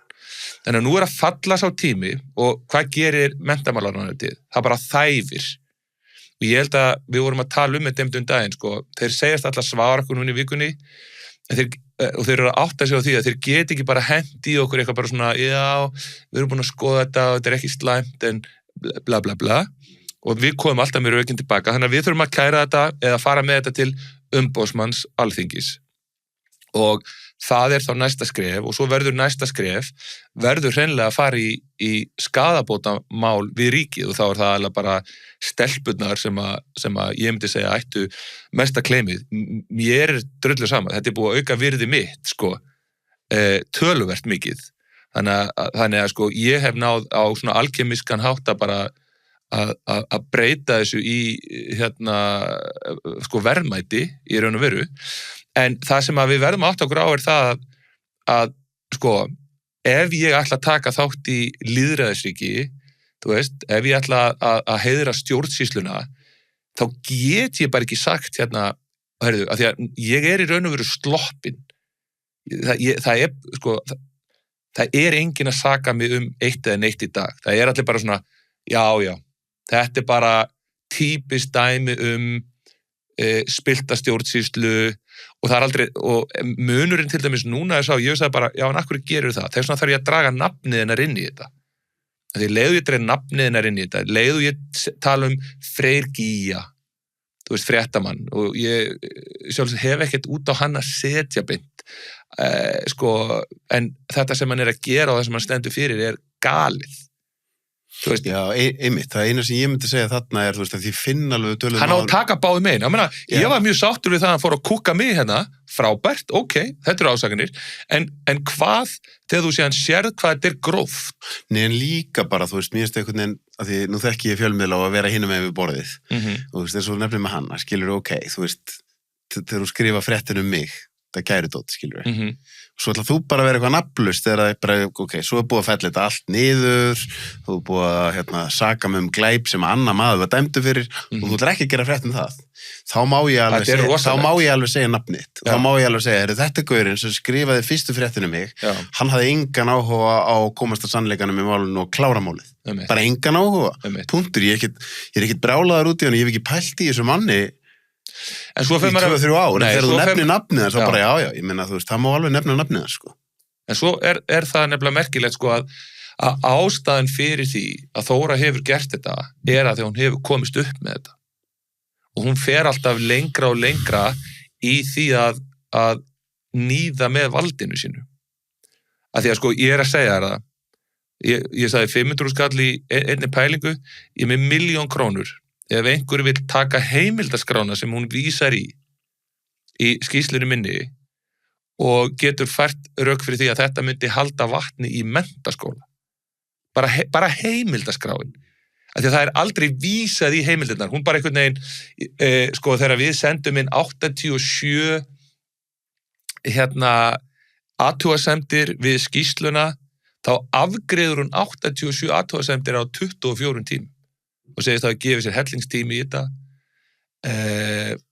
Þú veist, þetta veistu, ég svo reiður yfir þessu. Ég veit það. Þetta, og ég að gera undantekningu núna, sko, því ég ger eiginlega aldrei svona reiðirant í þættinni mér. Það bara fínt stundum. Já. Og svo bara þetta, hún hafi ekki látið segjast þegar Addi fer. Já, þar finnst mér að eitthvað ætti að kikka inn hjá þér.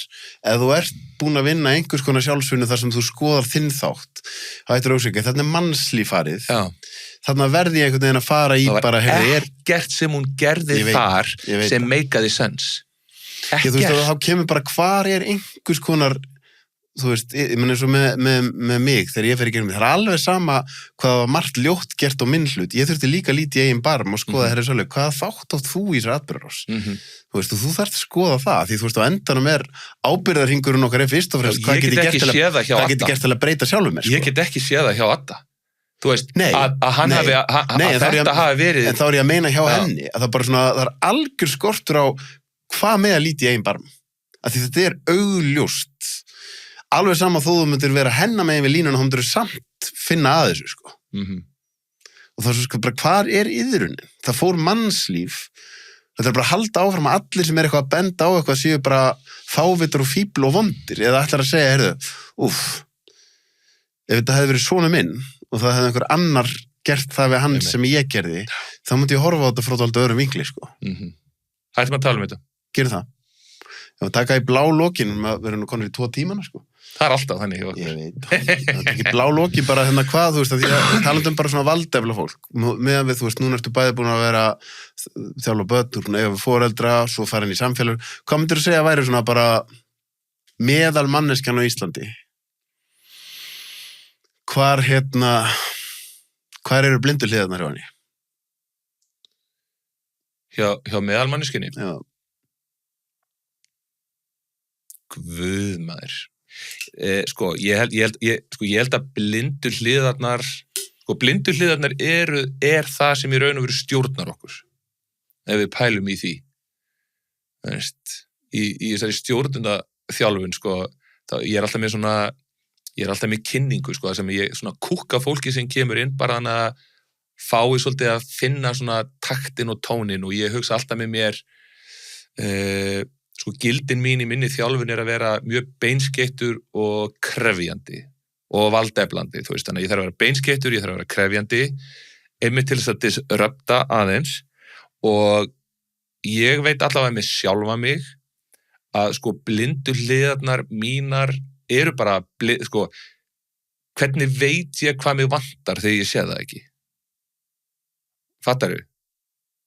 Þannig að það sem þú ert í raun og vera að spyrja mig er bara hvað það sem fólki vantar og þá var ég rosa hrokafullur að vera eitthvað að tala fólkið en taka ekki strax spurninguna til mín og segja bara hvað það sem mig vantar og ég get ekki vita hvað mig vantar ef ég veit ekki af því en af því að ég hef oft lent í því að fengi einhver svona aha moment í lífinu og eitthvað svona paradigm shift og eitthvað bara svona wow og þá gef ég mér það í dag að það er bara fullt af blindum hliðum hjá mér. Algjörlega. Og þá fer ég að velta fyrir mér, hvernig get ég farið að því að vera minn eigin, sko, erfiðasti gaggrínandi og besti svona ráðgjafi eða besti þjálfari.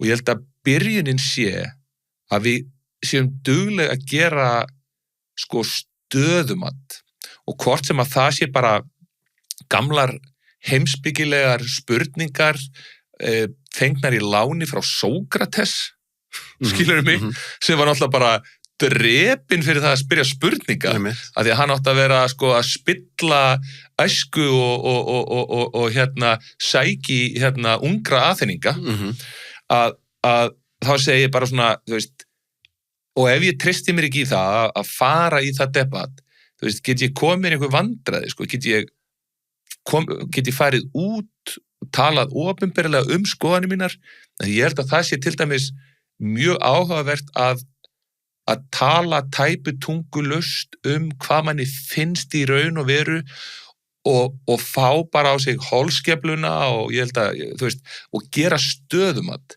Ég held að þú getur stundum gert stöðumat á því bara að segja hvað þér finnst. Já, góða búndur, því ef þú ert alveg brútal í að segja sem finnst, þá færðu það endurgjöf. Já, en það sem að þú færð kannski ekki, sko, það er mjög litla endurgjöf ef maður alltaf aðeins að sykurhúða hlutina. Já.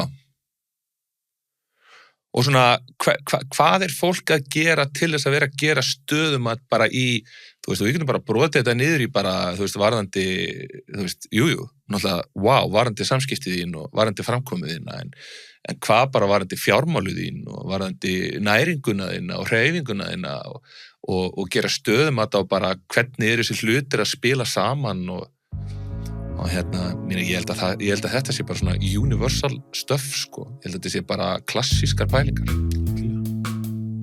Geggjað. Frábært að fá það heimra. Stórkostlega.